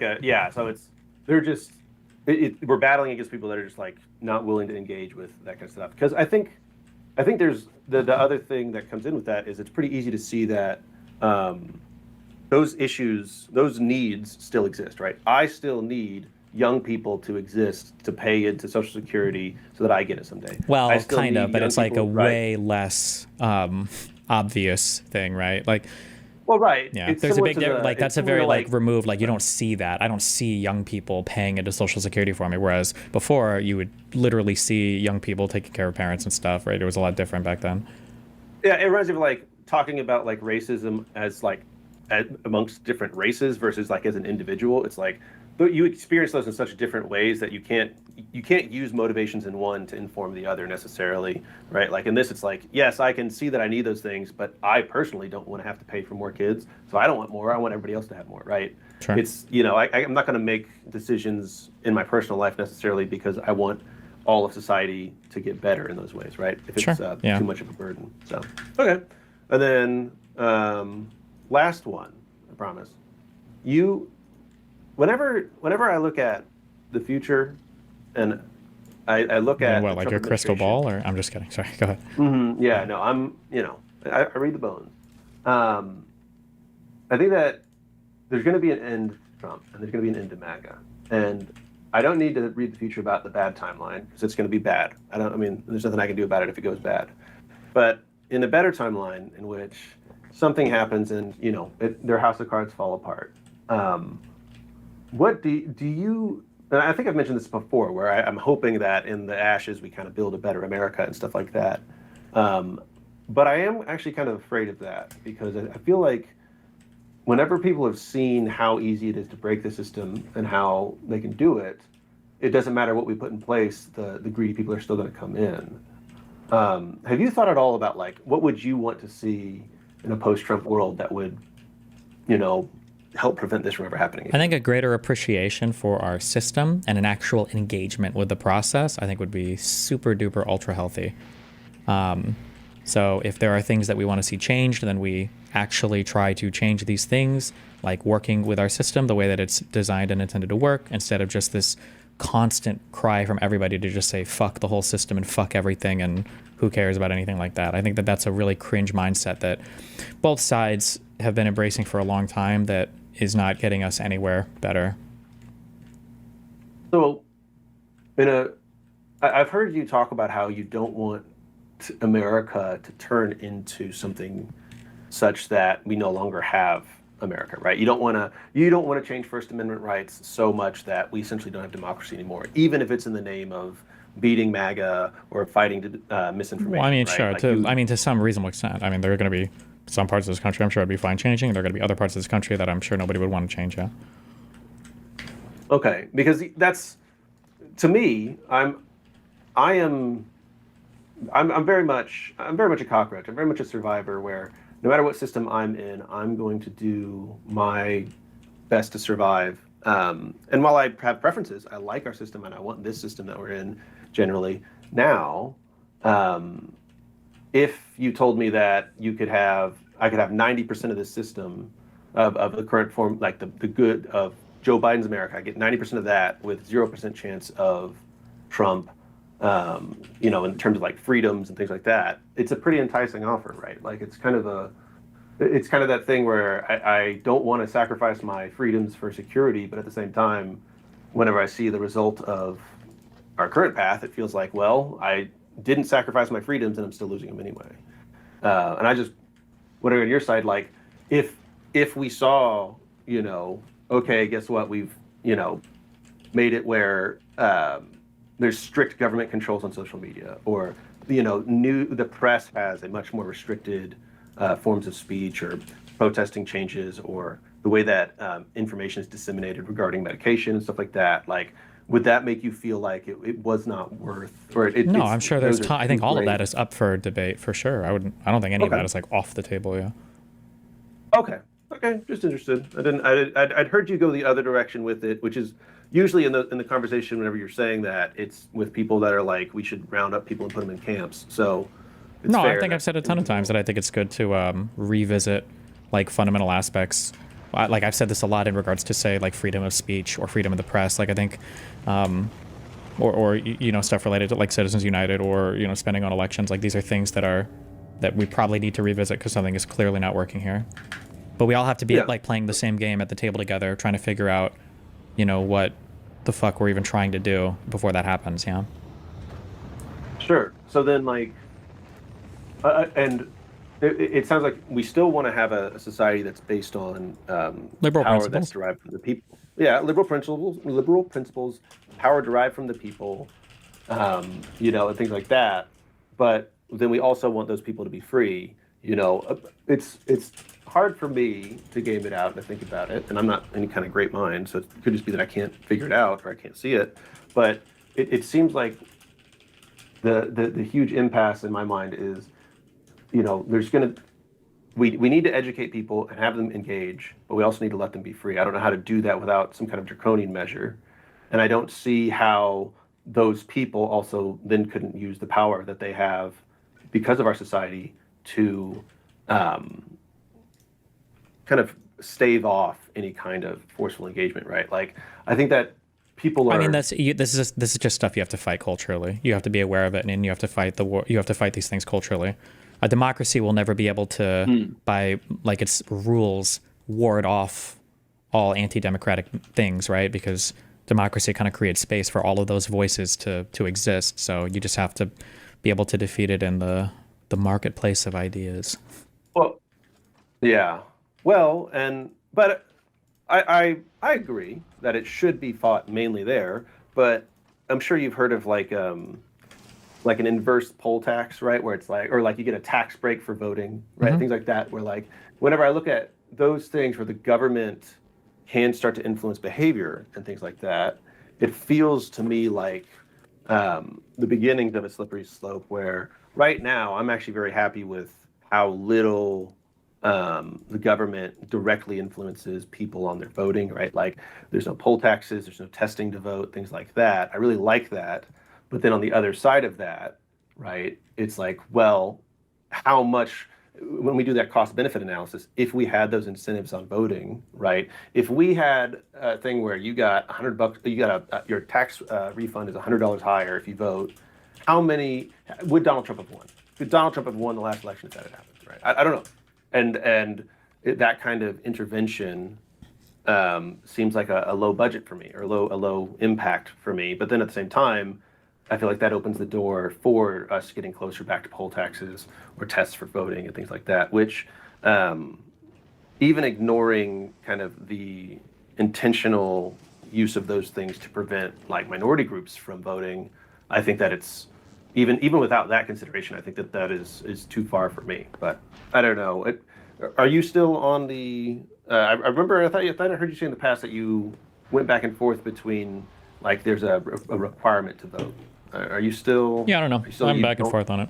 The only thing I just want people to recognize, because we're not even really talking about the subject, we're having like a meta conversation about the subject.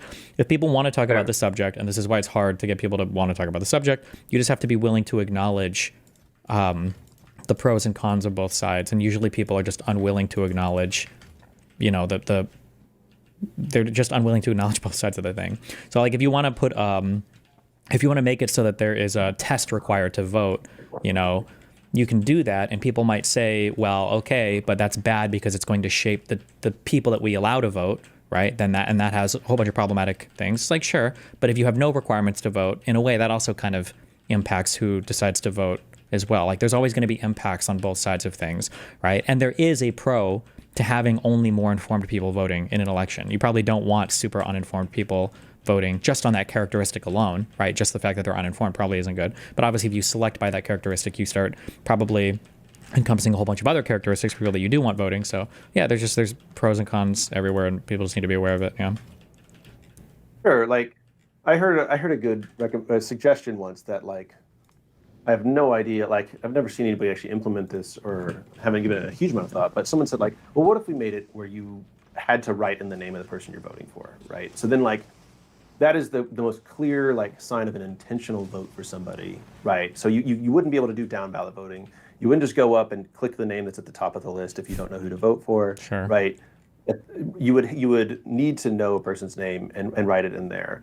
And that kind of thing, that kind of stuff feels like, okay, feels less like we're trying to exclude a certain type of person or we're trying to exclude, you know, a certain idea. It's more just how hard did this person impact you to go out and vote for them, right? Mm-hmm. You can't just show up and, you know, just draw a line straight down the page so you check all the same ones in the same category.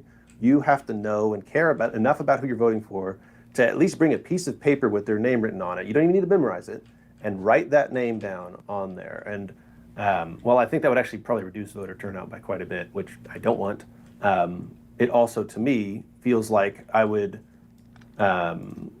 would have a lot more engagement by politicians in trying to make sure people understand why they should vote for them, and then people on the other side saying, well, I'm going to vote for the people that I actually care about. Yeah, that's the thing to consider, although that runs into a whole bunch of weird issues on its own too, right?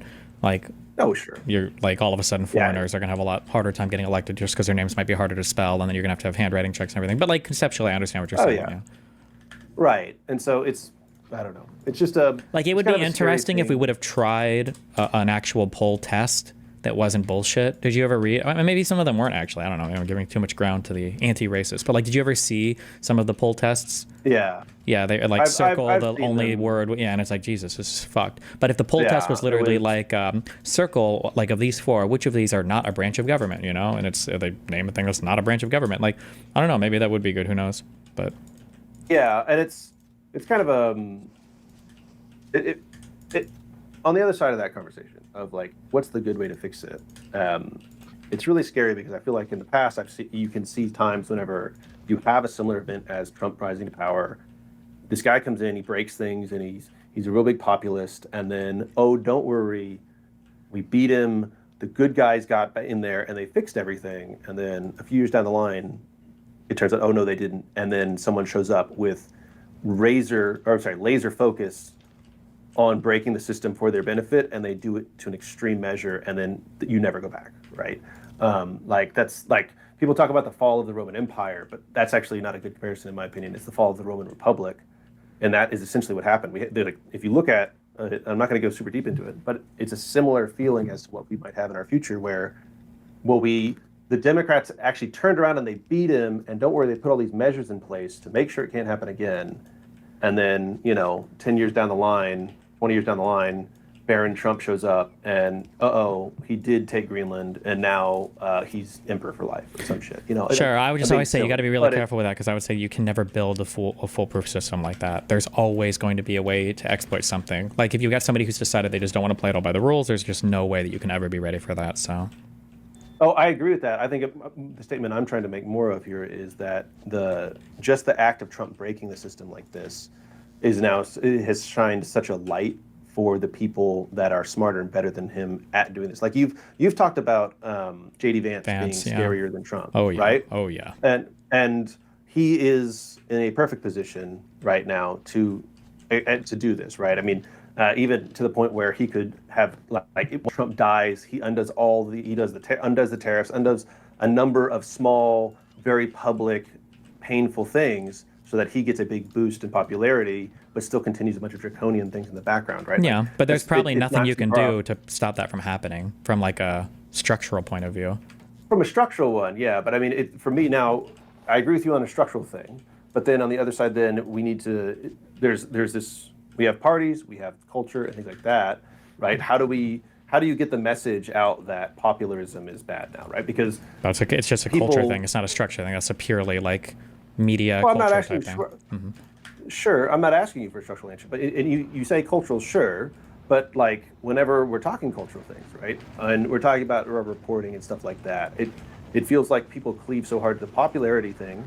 Whenever we're drafting things for the pragmatic papers and things like that, and trying to do stuff that's informed, right? I don't know how we break through to those people that crave popularism. I mean, whenever people are out here saying that they voted for Trump just because it seemed like it would be better than Kamala Harris, right? Like that kind of vibe, I guess that they're giving off. It seems like there's nothing in people's minds now to spot a con man anymore, right? It seems like people hear the bullshit talk and then they just give into it, or at least they can't recognize it. And whenever you say it's a cultural thing, it's almost, to me, I'm wondering if it's more of like, well, people need to learn how to spot that bullshit instead of saying, well, these trans people are a problem, things like that. I don't know. Maybe I'm rambling here. I'm sorry. But it's just, whenever I hear that the structural things can't do anything about it, I feel like at the same time, whenever we just put it all in the culture, and we say these culture people, we need to figure it out in the culture, it just feels like a dead end, because none of the people that need to learn this stuff have their ears open to it. Sorry, I go doom or pill too much on this whenever I come on. Yeah, I mean, all you can do is just fight for the stuff that you think is important. I mean, this is why I push back against, like, I feel like there's a direct line from this thing to the billionaire combo thing. Why I push back against that, because I feel like that's like an unproductive conversation. It doesn't take us anywhere positive, and it just feeds into the populist stuff, and then we don't have any real conversations. I think that if people were having good conversations about things, and then as a result of those conversations, things were getting done in society, and then as a result of those things getting done, people see positive change, then I think, yeah, you're reinforcing a positive pathway there. But okay, but, and I think it's fair. I think it's a fair comparison in the billionaire conversation, but like, look at Kamala Harris whenever she was running, and she had that wealth tax idea, right? The one that you really liked. And she says, we're going to tax these wealthy people. And I agree with you. There is zero chance that it would have ever happened in any context if she got elected, right? But her saying that, her showing a willingness or something like that, I think that probably gained her let's say theoretically even, it just gained her some benefit by showing that she has these populist ideas and is willing to at least talk about them and things like that. Yeah, but I think the issue is right? that kind of stuff, I would draw a straight line from that to people not trusting the system or the destruction of the system, because people will make these vague, empty gestures towards a thing, like taxing the wealthy or whatever, and then when they get into office, they can't do anything like that, and then people will view them as having broken their promises, even if maybe they didn't necessarily break a promise, they just didn't realize that they couldn't do that. And then now you're in a world where, oh, well, they said they were going to do this and they didn't, so they must all be liars, and now it's like, well, fuck. As opposed to like a measurable thing, and I don't know why people are so, I know why people don't want to talk about it because nobody likes the idea of taxes going up, but if somebody were coming and say like, hey, we're gonna raise taxes, like that's it, and we're gonna raise taxes, when we do that, our deficit is gonna go down, and we're gonna be able to fund more stuff in the government. If somebody came in and said that, and they managed to raise taxes, the deficit would go down, and they would fund more stuff, and then people could see like, oh, well, they said they were gonna do this, they followed through on it, because it's an achievable thing. And then when they achieved it, like, we got the results. But when you come in and you promise the sky, and it's not even clear that you can look up, then it's like, okay, well, I mean, we're just like locked in this never-ending cycle of people promising each other, empty bullshit, in my opinion. That's fair, but I mean, that's fair. But I mean, I think there you could still have some level. I mean, even you were talking about whenever Joe Biden was in the debate, you're like, why is he talking all these stats? Why is he talking all these numbers? He needs to have, quick lines, fast things he can say. That's what people latch on to, right? Yeah. And but they don't have to be wrong. They don't have to be false. They could be sure, but maybe they don't have to be. Sure, but they also don't have to be, iron sealed promises that if you break, then that means that you should be shot in the public square, right? Like, yeah, that's true. But like the tax billionaire thing fails on every single level. It's empty populist rhetoric. One, they're not going to do it because there's no achievable way to like focus a tax like that. Two, even if they did some kind of it, it's not going to raise any money whatsoever. So you've put yourself in a completely and totally unwinnable position. And then three, I think you're undermining the whole point of the idea of doing it anyway. Well, at least it shows that we're willing to talk about it. And it's like, well, now it seems like it's just placating the masses because they keep talking about it and nothing changes. And the reason why nothing changes is because there's not any actual measurable goal. It was like Occupy Wall Street with the whole corporations aren't people. And it's like, well, what does that even mean? You want to make corporations not legal entities or not taxable? Or what does that even mean? Like, nobody really had any idea. Same thing with like defund the police, like that. Like, there's just too many of these slogans that stand for nothing and mean nothing. And even you can't even fail to deliver on them because there's not even a policy behind it. And if you were to deliver something even remotely similar, it's not going to do what you wanted it to do because it's, I just think that's bad. I think it feeds into a bad engagement with the system. I hear you. I hear you on this. It feeds into a bad engagement with the system, but it also is kind of a thing where, like, at a certain point, it seems like I don't know if there is a message that speaks to like young people on the left or even liberals, young liberals, in a way that we won't say billionaires. Let's say just taxing the rich does. Right? I think that taxing the rich is a very strong, succinct message that people can get behind, right? I think that I very much agree with you on the billionaire stuff. I've said that in the past. To me, I think talking about taxation on the rich is a much better subject. I would even go harder. I would say tax the rich is bad rhetoric. It should just be taxes. We just need to raise taxes. We need more money. That's it. It's not tax, because the problem is people don't view taxes. In my mind, people have ontologically, people view taxes as a punishment. Like, a tax is a thing that you make people suffer with, which is why like things like tax billionaires or tax the rich are the popular phrases, because fuck the rich. We're gonna get them with our fucking taxes. Like, no. Taxes are a thing we all have to pay so we can raise money for the shit that we want in our system, and that's it. And if people could view taxes that way, I think we could have way better conversations about taxes. It's why you can never talk about expanding like the tax base or making it so maybe middle class people have to chip in more, like they do in all of these Scandinavian countries that people suck off so much. Because why would you make middle class people pay more taxes? Those are punishments. Why would you ever punish the middle class? Like, that's how people view it. And so I think the whole framing around that conversation, in my opinion, should change. So let's go a little bit in on that wrong opinion of yours. So I would say that whenever we say tax the rich, I think that I can at least agree with you that probably everybody should be paying more taxes. But I think that tax the rich can have a lot of different meanings to it and have a lot of different successes to it, right? Just having more, and having more IRS agents, having more money for the IRS to use in pursuing taxes that rich people already owe, those kinds of things, right? And then also, we don't need, if we raise everybody's taxes, we can frame it in ways so that people are happy about the taxes that are placed on the rich people, and they can be happy about taxes that are placed on themselves. We don't have to make it every single thing into this big altruistic message that don't worry, everybody's going to do everything at the same time. Well, it's not about everything at the same time. It's just these messaging things that lead people into having like just really bad conceptions about everything. Like what taxes are or who pays what. Like people will say things like, you know, the wealthy need to pay their fair share. It wouldn't surprise me. I've never looked this up before. I don't know if somebody can go look this up. It wouldn't surprise me if wealthy people in the United States paid a significantly higher percentage overall of the tax revenues in the United States than any other country in the world, just because of how lopsided our tax system is at the moment. Again, I don't think people realize how much money, not even just the middle class, but even working class people pay in every other European country is huge. The United States is relatively unique in that our working class and even our lower middle class don't really have that big of a federal tax footprint.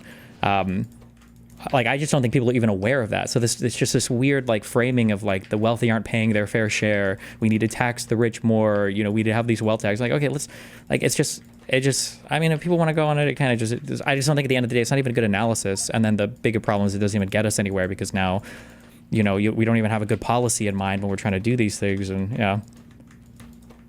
Well, but I think that that's possible. I don't think it's impossible. What you're saying is true. I'm not being dismissive of it. Mm-hmm. However, I do think you are being a bit dismissive of the possible conversations that could come of it. I think that you're... Well, no, I'm not. I've seen the conversations that come of it. We've already had those. We've had those for years. They've gotten us nowhere. So, we've had Bernie Sanders do this tax the rich, tax billionaires. No, we've had AOC, Elizabeth Warren. Like, we got nowhere with it. It wasn't even popular in our own party. No? I think, well, I understand what you're saying there. I mean more in the sense of like, it seems like you're saying these people that are further left than personally I would want my politicians to be, did a bad job with it, especially people speaking out from a populist position did a bad job of it. And since that failed, it seems like we should just stop the conversation now over here. Whereas I would say why can't we have more IRS agents? Why can't we have more attorneys working for the IRS? Sure, I think that's fine. I think funding the IRS is great, and that conversation would happen through the lens of not punish the rich or tax the rich. It would just happen through the lens of like, the IRS raises money. But like, I would say that I would agree with you. And I would say, well, let's look to see, is there a particular American action recently that has shown that this messaging will probably never be effective? And I would say it's the fact that we literally elected a billionaire who had the richest man in the world alongside him. So the idea that that's what the American people, even the popular vote, went for, and now next, election cycle, let's focus even harder on going after the wealthy, rich, and elites. And it's like, well, Americans clearly don't give a fuck about that. That seems to not be driving them at all. Why? I just don't understand the motivation to keep. Well, sure, but then let's look at the first George Bush, who won a fucking war in the modern era, and then was only a one-term president because 3 months before the election, taxes raised slightly on everybody, and they lost their fucking minds and kicked him out. All right, it's you can't say on one side, well, people don't care about billionaire taxes because of this, and then on the other side, say like, well, we just need to raise taxes on everybody. You want to talk about a full stop fucking poison to any political campaign? It's talking about raising taxes on everybody. And what I'm saying is that I understand that messaging is hard around these things, and that even the conversations around them can lead to some bad places. But if you want people to buy in, why are we looking at we are seeing at least some amount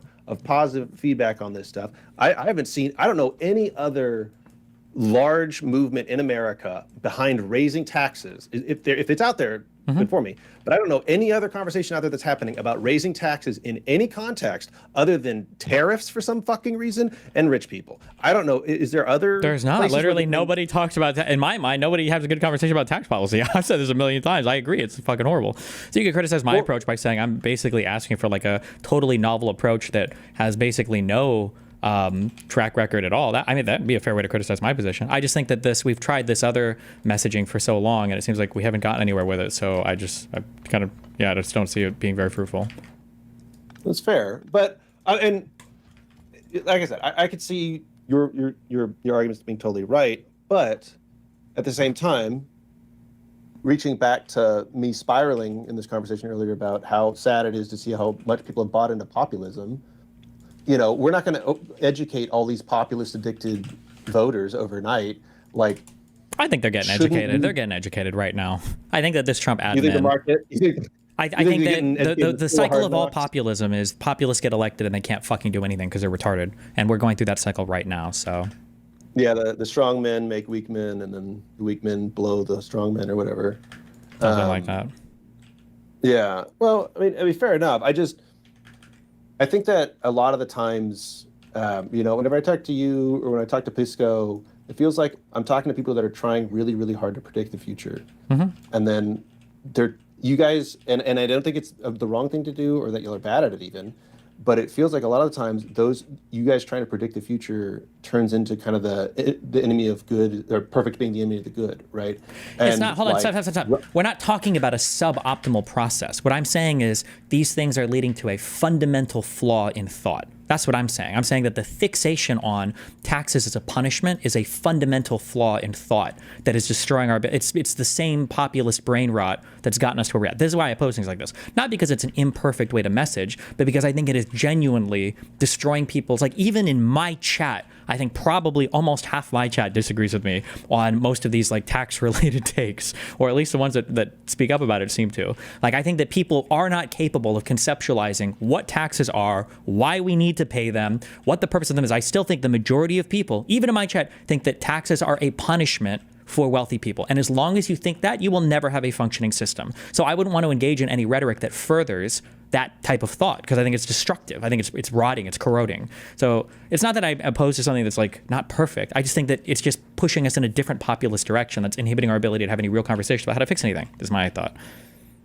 Sure. Two things on that. One, and I think that I agree, the context in which I agree with you on this is that I think right now this administration is showing people how much their taxes, the taxes they pay impact their lives, right? Like, I think that this administration is showing that we are now removing all of the things that you've been paying for with your taxes and making things worse.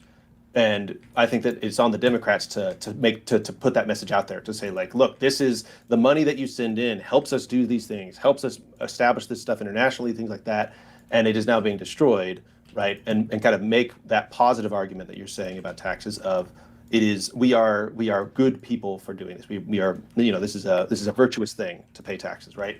I think that that's there, and I think that messaging, if done right, totally could lead down that path of avoiding using this dangerous populist language that you're saying. But two, right, I feel like we keep talking about midterms coming up and how we have 3 years and however many months left of this.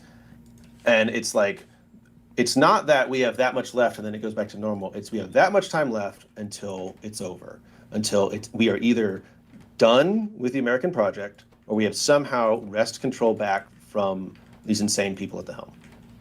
And we're sitting here talking about the dangerous language whenever, for me, we need to use all the weapons at our disposal. And maybe that's kind of the black pill that I'm at, where it's you know what?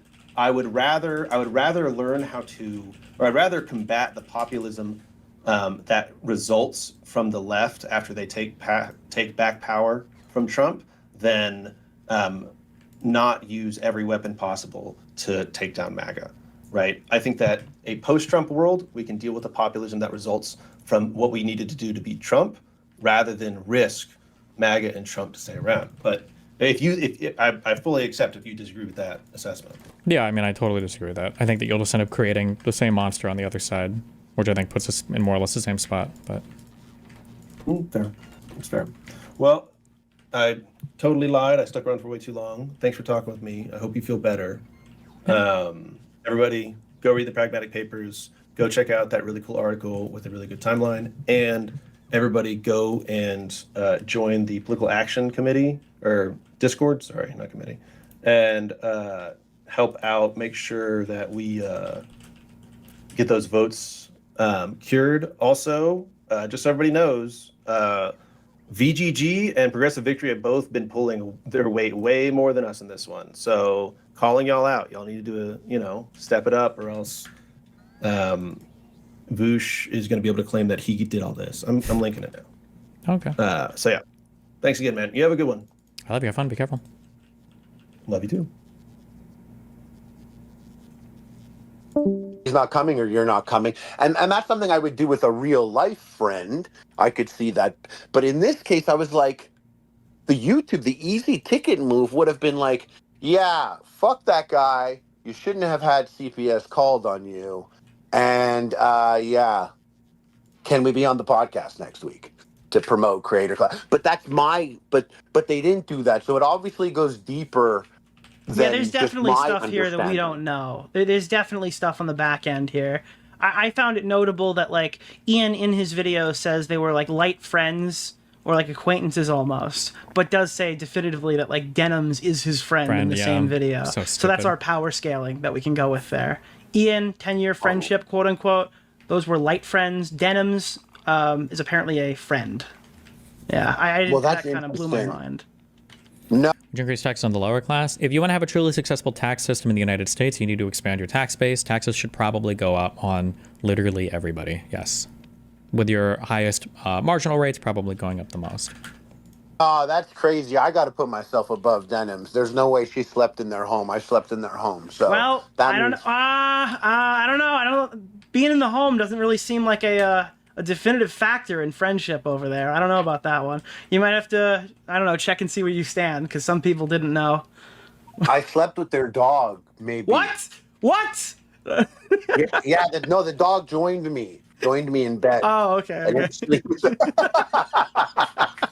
But I went there. I've hung out with Ian. I've hung out with Anissa, and I guess I was like, when the content cop was dropping, I was like, this is I once again, you don't know people online like you think you do, and I don't have the greatest relationship with Ethan, and I know Ian, we have a very friendly relationship. I would consider him a friend.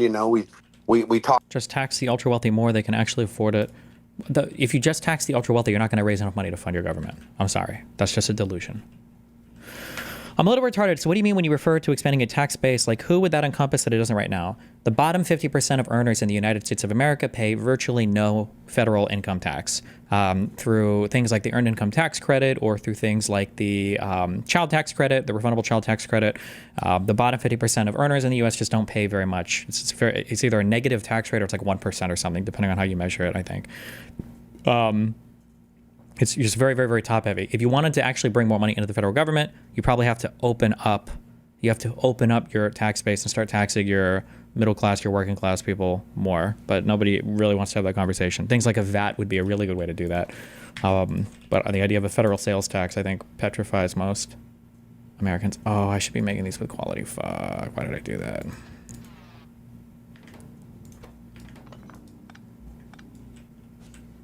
Wouldn't that be extremely bad optics? It would be.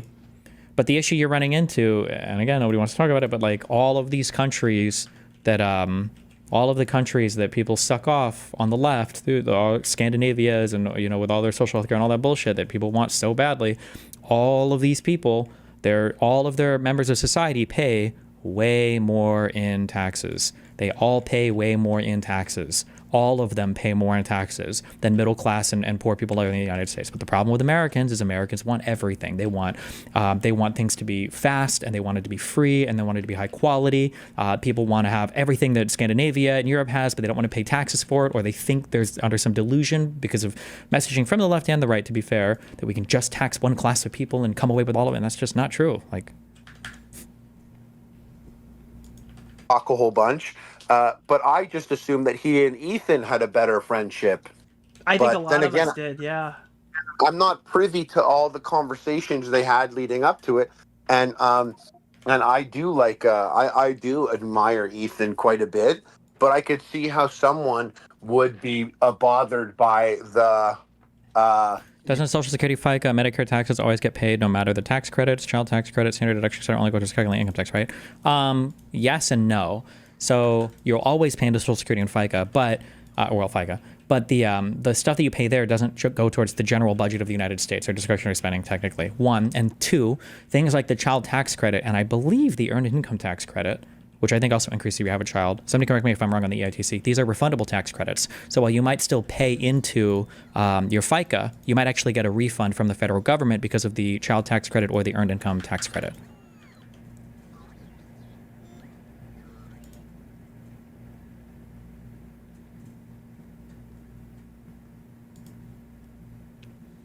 you have to denounce that guy.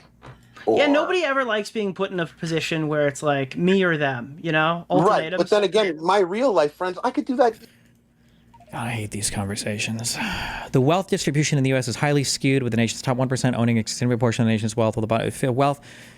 If you care for the 2 people out there that don't have their minds made up on this topic, if you're curious and you want to know really quickly if somebody's full of shit or not, if you ever want to have a conversation about taxes and people bring up wealth, then you can very just safely just ignore anything they have to say about it. It's just totally irrelevant to the conversation.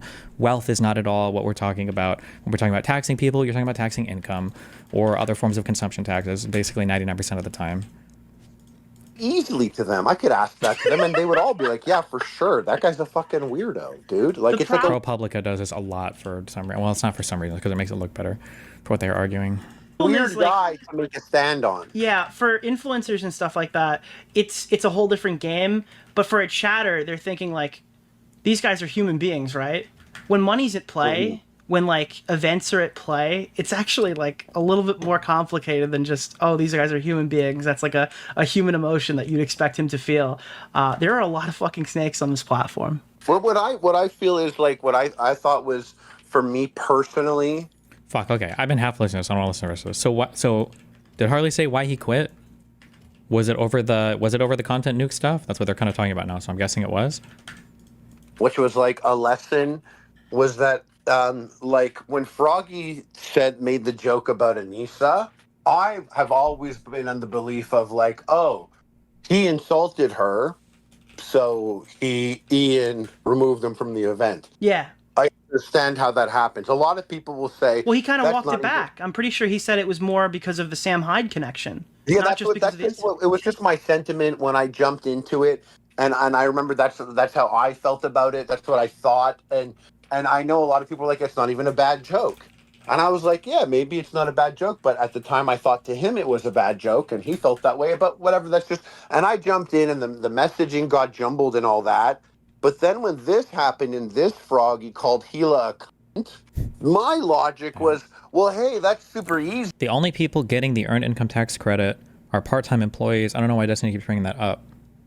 I don't know where you got that information from. I'm sure if you work part-time, it's probably easier to get it because I think there are thresholds for income. But I think if you have a kid, I think that threshold goes up, or other dependents.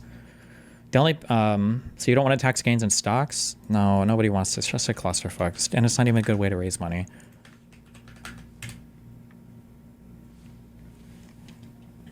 Nationwide, as of December 2023, 23 million eligible workers and families received about $57 billion in earned income tax credit. The average amount of EITC received nationwide in tax year 2022 was about $2,541.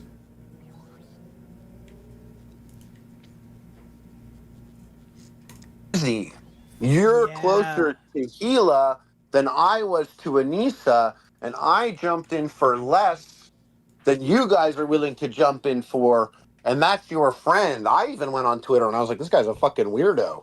And he is kind of weird vibes. That's a really good point. I didn't even think of it like that. Yeah. Well, that's me personally. I was like, oh, it made me look back and go, oh, I shouldn't have said anything ever at all.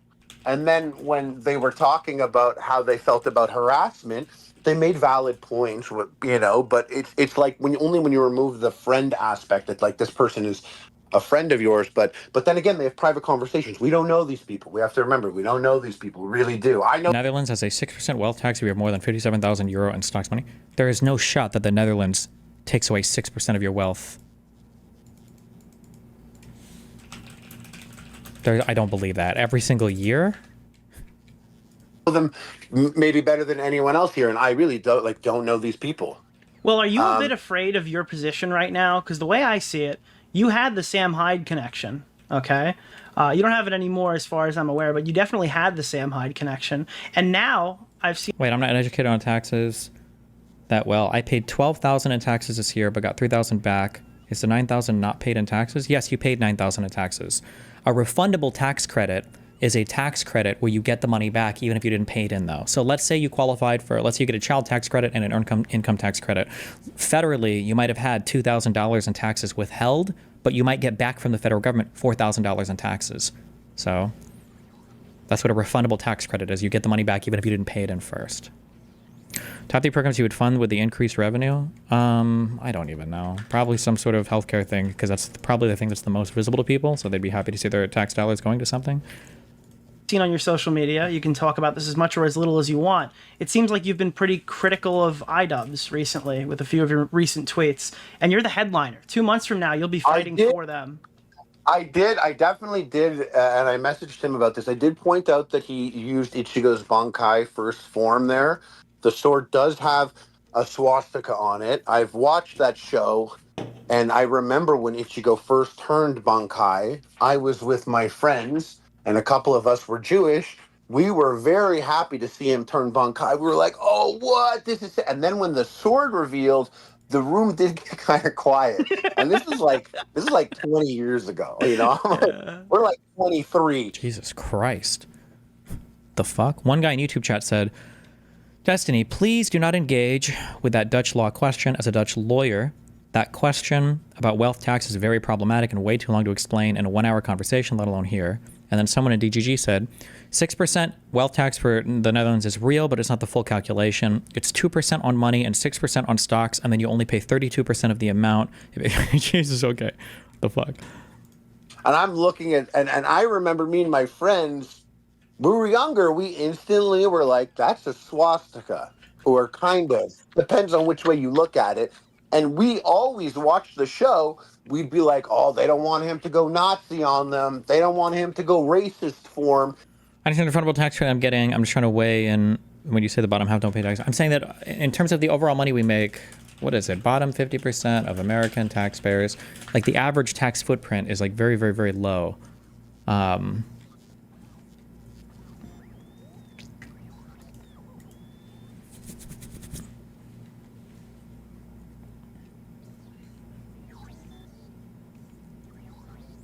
The average income tax rate in 2021 was 14.9%. That's so unbelievably low, guys. The top 1% of taxpayers. Why? Why? What's happening? It's because this is filling up and then the eggs are hatching. Why do these these Tesla turrets do like no fucking damage? I thought you guys said this shit was bank. These things suck. God damn it.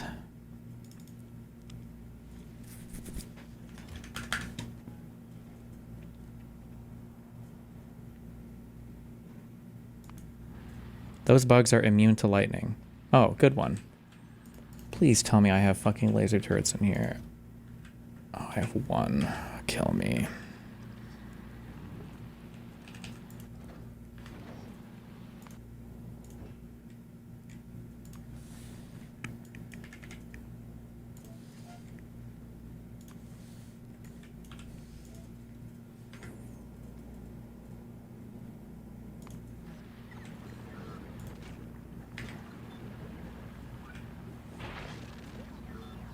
Sorry, hold on.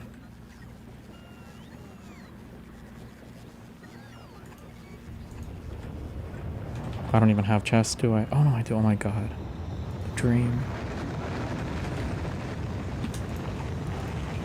Okay. What the fuck else is this ship even waiting for? Oh, it's because I put this bullshit here. It's stupid.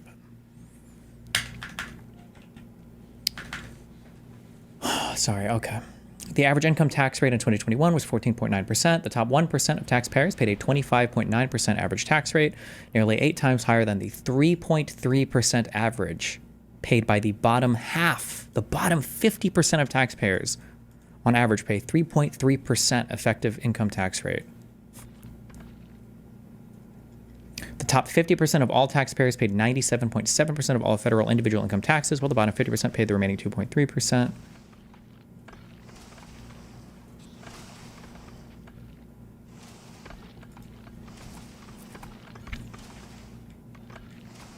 Is this guy schizophrenic? Why this guy spammed this message 50 times in YouTube chat. Have you seen Stephen Miller getting caught washing horses for 15 RON in Romania? It was wild. I need to talk to you about this. Get me on Discord. Is this schizophrenic? Who is this?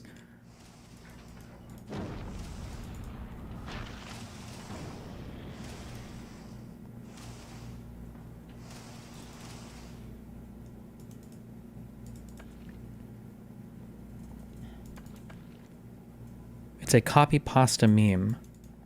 Okay.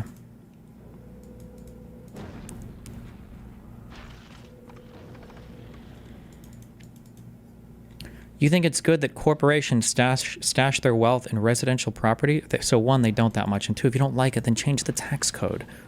Don't tax advantage residences like that if that's what you want, or real estate.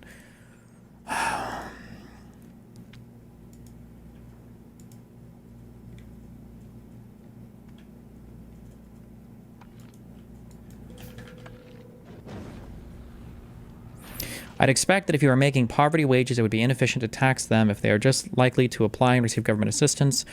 Everything below poverty pretty much means you're spending every dollar you bring in, so those people having more money means they're likely generating a lot more taxes through sales taxes and other taxes. Rich people pay less. Maybe, but I mean, Corey Lulu, that maybe at the very bottom, sure, but Americans just don't understand. Everybody else pays way more in income taxes than you guys do. If you guys want to suck off Scandinavia constantly, that's fine, but it's not like people making fucking, 100,000 kroner or whatever in Sweden are paying taxes. They pay taxes on their income. It's only in the United States that people are like, I only make 36,000 a year. I should basically have zero tax footprint. You can't have this world where we have no tax base, but we also want to fund the most aggressive social programs in the world. You can't do that. You have to pick one or the other. I don't know what else to say about it. I don't know what else to say about that. It's just taxes. And that was because we acknowledged immediately when you look at the sword, you're like, that's the swastika on the sword. So if I were to be, hanging out with the Twitch All-Stars and the whole Sabra thing and all that, I definitely would have, once again, I have to be like, we're on YouTube. I'm going to assume that's a conversation starter. That's going to get comments. That's going to get engagement. You grab the Nazi sword. So I think it's fair that I point out that he was holding the swastika. And yes, we know it's not a swastika. We know what it is. It's a manji or something, a minge. I don't know what it is. Yeah. Yeah, it's a manji. Wear it on your shirt, bro. Go outside, wear it on your shirt, and you tell the first person that has a problem with it that it's a manji. Praise be on to the Buddha. Yes, I agree. But I did point it out, and I did have a little bit of fun, I guess, pointing out some things. But I do get people messaging me that are like, you got to drop up, bro. You're gonna fucking dance monkey for people that hate you, dude. Don't even and it ends up getting into this place. And for me, and I don't know about the other fighters, but just for me, I'm just kind of like, oh, cool. The fun little charity fundraiser has now been attached to a decades-long bloody holy war in the Middle East. It's whatever. Cool. It's not really the fun sentiment I had. So now, I wake up in the morning, I'm going to go to boxing.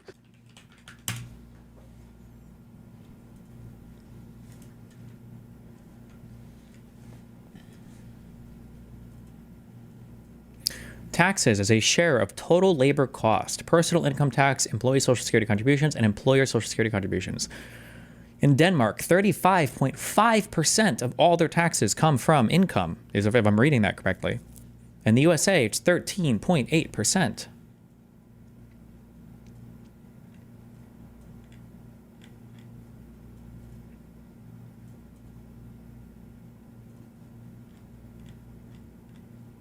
So talk about what the effective tax rates are by middle income earners.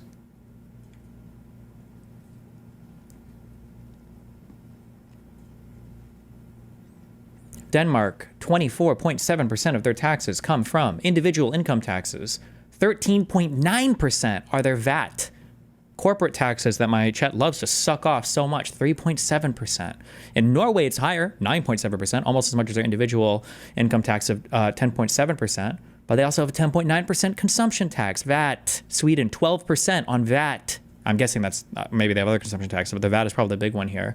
3% for corporate taxes. In America, we only raise 1.6%. Corporate tax is just not a good way to raise that much money.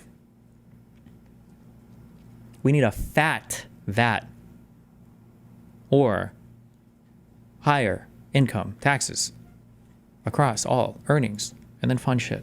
Or don't.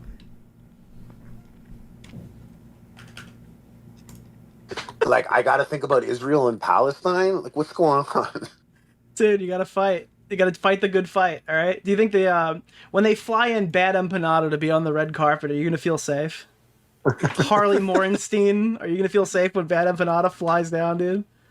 The one thing that I would say is like genuinely in person, especially like some of the people that I'm gonna be with. Like I hope no one says anything stupid or is dumb about it or anything like that, because like it's an uncomfortable topic. And there are people around me that are sensitive to the discussion. And I mean, I have conversations with Nazis. I'm not the best grade of what is what is good or what would be, make people comfortable or whatnot. I really do just me. So I think like, I Am just I the would Nazi? not. Just to be clear, am I? Is that me?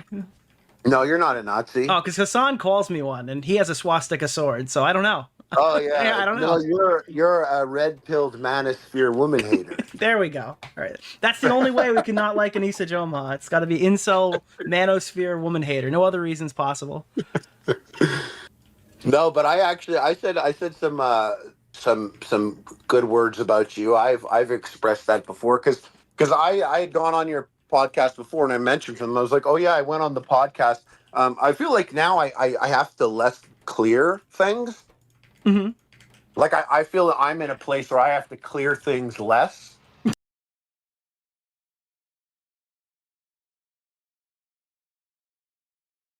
Oh, wow. How's life going? Can I get a welcome to the jungle? TD and Panda. Welcome to the jungle, buddy. Vaush vid. The Vaush pit. Recent data from eHarmony's 2025 dating diaries found that 28% of Gen Z singles said differing political views could cause them to turn down a date, compared with 21% of millennials. For eHarmony, too. This is like boomer. So what Gen Zers are using eHarmony? An October poll from the New York Times and Siena College poll showed a striking 51-point gender divide among Gen Z voters. Women aged 18 to 29 favored former Vice President Kamala Harris over President Donald Trump by 38 points, while men in the same group favored Trump by 13 points. No other generation exhibits a gap this wide. Wait, this is old. 15 hours ago. Okay. Sheesh. Sheesh. I don't want to give women credit because they're annoying, but, seems True. like they're out here trying to save civilization. Gen Z plus eHarmony equals sugar babies. You think so? I'm 100% convinced the falling birth rates are caused by plastic pollution. Nah, it genuinely, it seems like the main cause of the falling birth rates is just that people used to be more bored than they are now. And that's it. People are less bored, there's more stuff to do, and also the expectations for raising a child are a lot higher. I mean, birth rates have fallen literally everywhere. It doesn't even seem to be that much determined by politics. They've fallen in Saudi Arabia, Is birth rates falling bad? Yeah. I mean, if you want, like, society to be stable, you want to eventually hold it at a more or less consistent population, give or take. Isn't that like a developed countries thing? Yeah, but the birth rate is falling everywhere. Everywhere. Hot countries, cold countries, poor countries, wealthy countries, countries with a lot of provisions for like maternity leave and like the government gives you a care package or whatever, countries where those things don't happen. Everywhere, all across the board. I think a lot of it is just capital kind of like forcing people to optimize every second of their life. Birth control for sure. No, people always want to fuck, but now we have birth control. I think this is something I said before. I don't know how you would, I don't like what logical argument you would deploy here, but like, if evolution provided you with a tool to reproduce, but you found a way to utilize the tool without reproduction, people, can get into a weird world where they think we're wired to reproduce, but we're not actually evolutionarily wired to reproduce. We're more wired to use the tool being sex or orgasms, right?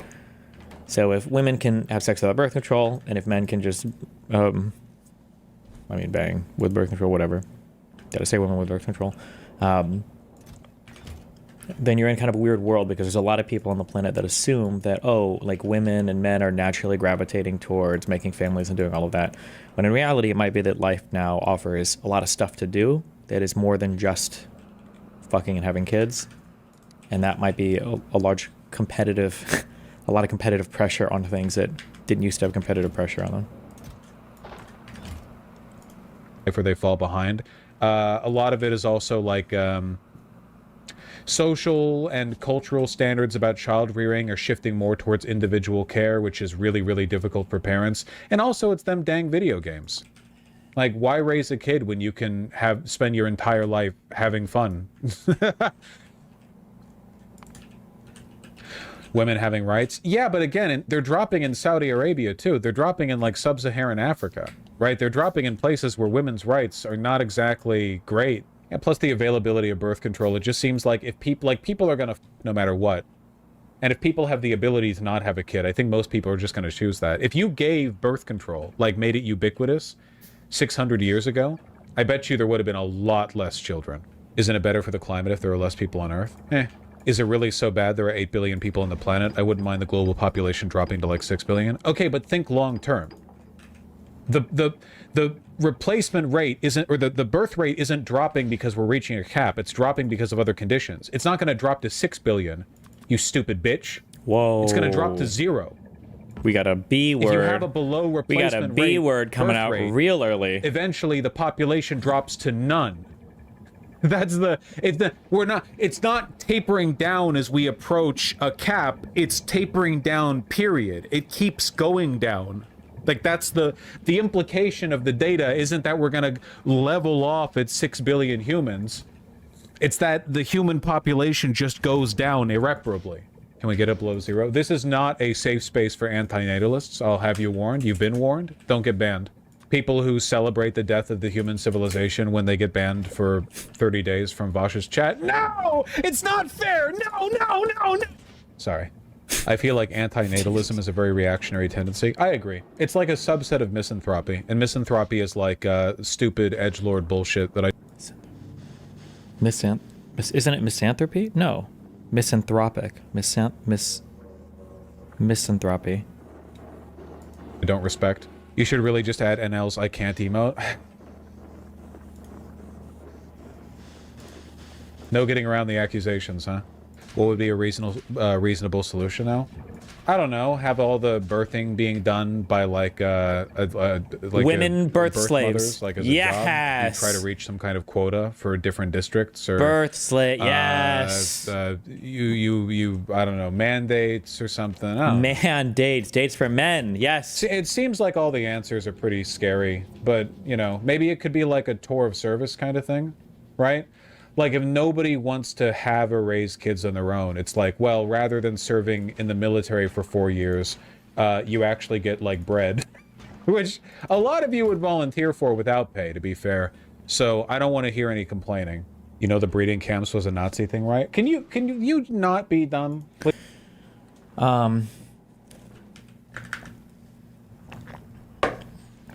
There are some weird, like, outer perimeter moral issues where, in my opinion, so I would be considered a moral anti-realist because my brain is so huge. I think that morality is kind of an abstracted thing from a bunch of human preferences, yada yada bullshit. I think one issue you run into, if you're of my disposition, is that there's a lot of kind of human morality that we all believe is some fundamental law of the universe, but in reality it's just kind of like a convenient way that our lives are put together. And when you start testing the boundaries of some of that stuff, it's a very unsatisfying, I guess, adventure to go on. So one thing that we don't really have to think about ever, we've never really thought about it ever, is like, do we have an obligation to make enough humans to further humanity? Like, people are always fucking, people are always making kids. We don't really have to think about that. We've never thought about that before. And the answers to that question would kind of be really terrifying. Like, what does it mean to have an obligation to make children? But again, we've never thought about it before. But if we hit an area where we have to start to think about it, there's a bunch of really weird questions that very quickly take you down a bunch of very uncomfortable pathways. Like, you know, do we start forcing, you know, men and women to have kids? Do we start forcing people, or like making birth control illegal, or, you know, what does that look like if we can't incentivize, or and then even basic questions like what obligation does an individual have to the human race? Like, is somebody selfish for not having a child because they're, you know, they're not fulfilling their mandate to replenish the population of the planet? I don't know. Like, it's very weird. Please. When the pro-natalist camp talks about raising birth rates, they are talking about white people. They want a white ethnostate to raise white birth rates. I'm just talking about the general trend of birth rates declining. I don't give a shit if we're black, brown, white. And I don't think there should be, like, coercion to it either. I think that for a lot of people who are born with a womb, if you were like wombing people, yeah, you'll get like a really cushy job basically, and for 2 years you literally just have to like sit around and eat enough food to sustain yourself and the fetus. This is literally no different than what the Trump regime is proposing with their medals for mother shit. I mean, it is different. Medals in for a variety mothers. of ways. Like the fact that I'm not talking about conforming to the typical parental structure, but rather doing it as a kind of civic service, which really cuts away, like, it's pretty anti-fascist, because fascists protect the family unit as a, like, micro-chauvinist emblem of state power, and I'm talking more about it being like a civil service thing, but, you know, I mean, whatever, go off, king or queen or whatever, I don't care about pronouns, basically, because I'm woker than you. I don't know, I don't think having children should be a civic service. Okay, that's fine. So, if the birth rates are falling, and nobody's having kids, and the population's decreasing, and it just keeps going down and keeps going down... What do you do? What would you do? What would you suggest to fix that? It would still be consensual. No, like, both partners would have basic moral cleanly and fitness level parity based on whatever brackets, and people in those brackets might just breed for society. The problem, and nobody really wants to address this, because the people that are super pro having kids believe that humans love children and will always have children. And on the other side, they don't give a fuck about trying to get more people to have kids. So the weird world you're in is you have to start asking questions of what does it mean to make a choice, okay? It feels like we need a very abstract philosophy interpreter, but not really. Like, what does it mean to make a choice? So if I tell you that, hey, you can go to the store and you can either get candy bars or you can get healthy food, and you're like, okay, fine. Like, you have the freedom to make that choice. And then you go to the store and all the candy bars are $7 million each, and all the healthy food, you know, is like $5 a package. Well, I mean, like, you can make a choice kind of, but how much of a choice are you actually making? Leftists engage in this kind of analysis of capitalism all the time. But I mean, like, you can analyze anything in life this way. Even basic things like when I talk about, you know, like choices you have in childhood. I think I've brought up the example a few times of like dealing drugs. You know, like if you come from a decent neighborhood, you're not a drug dealer, not because you're a good person, but because you don't even know how that works. Like, where would you even get access? Like, growing up, I don't even know what I would have to do to become a drug dealer. I don't know who the fuck I would talk to or how I would find a Tuco or whatever the fuck. So, like, if you start heavily incentivizing some people to have kids, that means that you're doing it with what? Economic incentives? So what does that mean? You're taxing some people who aren't having kids and then giving money to other people who are? Like, are people really making free choice? Like, it gets into a really weird... Just forcing people to have kids or replenishing the human race is just not a question that I think we talk about very much. And it just gets into very, very weird territory if you want to actually look at this problem critically, I think. Stabilize, genius? You have literally no reason to believe that. The birth rate is falling even in Iceland, a country with like 5 people. There's no evidence to suggest that the birth rate will stabilize. For some reason, humans will just be like, yeah, I want to have kids now because the country they live in has 40% fewer people. Like, somebody donated and just said that. I've done no research, but I tend to think people have kids when they think they can take care of them, i.e. at least having a place to live. That's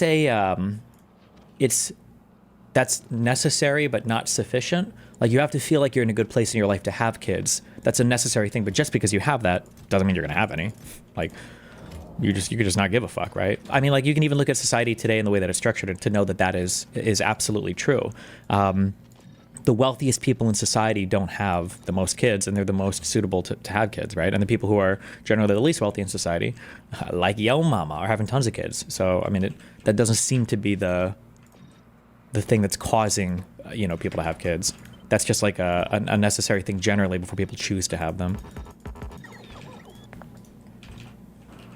But there's no evidence of that. It could be a cultural incentive. You can do it. I think cultural incentives, I think, actually do work, but it has to be a really strong cultural incentive.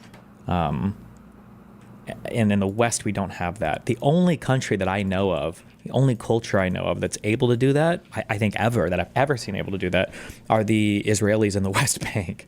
For some reason, they're like the only people who are like, all right, motherfuckers, we got to make babies for Israel. Let's go. And it's the only culture I've ever seen on the entire planet and in all of history. If somebody can link birth rates somewhere else, I'd be curious to see it. But it's the only culture I've ever seen that's able to do that. Parental leave, tax credit, free healthcare, and childcare. What else can you do? Like if you look at Israel, birth rate, they're at like 3.0 or something, weren't they? 2.9 children per woman. It is easily the highest, exceeding the OECD average of 1.7. They have that in a bunch of European countries. Birth rates plummeted. Make it easier to raise kids. Oh, holy shit. What if the reason why they have so many kids is because of the conspiracy theory that all the pedophiles run to Israel as soon as they get caught in other countries, and you know those guys are wanting to fuck? I'm just kidding. In a video game, guys. Okay, sure. But like wealthy people are also having fewer kids. So it doesn't seem like it's a wealth thing. What's the principal reason why? I can only guess based on what I know about Israel. I haven't like studied it in depth. But if I had to guess, the guess is that like Israel is just that perfect mixture of nationalism plus culture plus religion. Like all three of these are working together. To give you a pretty strong drive to populate, you know, for the success of your people, for your country, and for your religion, right? Or a time thing. Or like countries where people get lots of state offered provisions.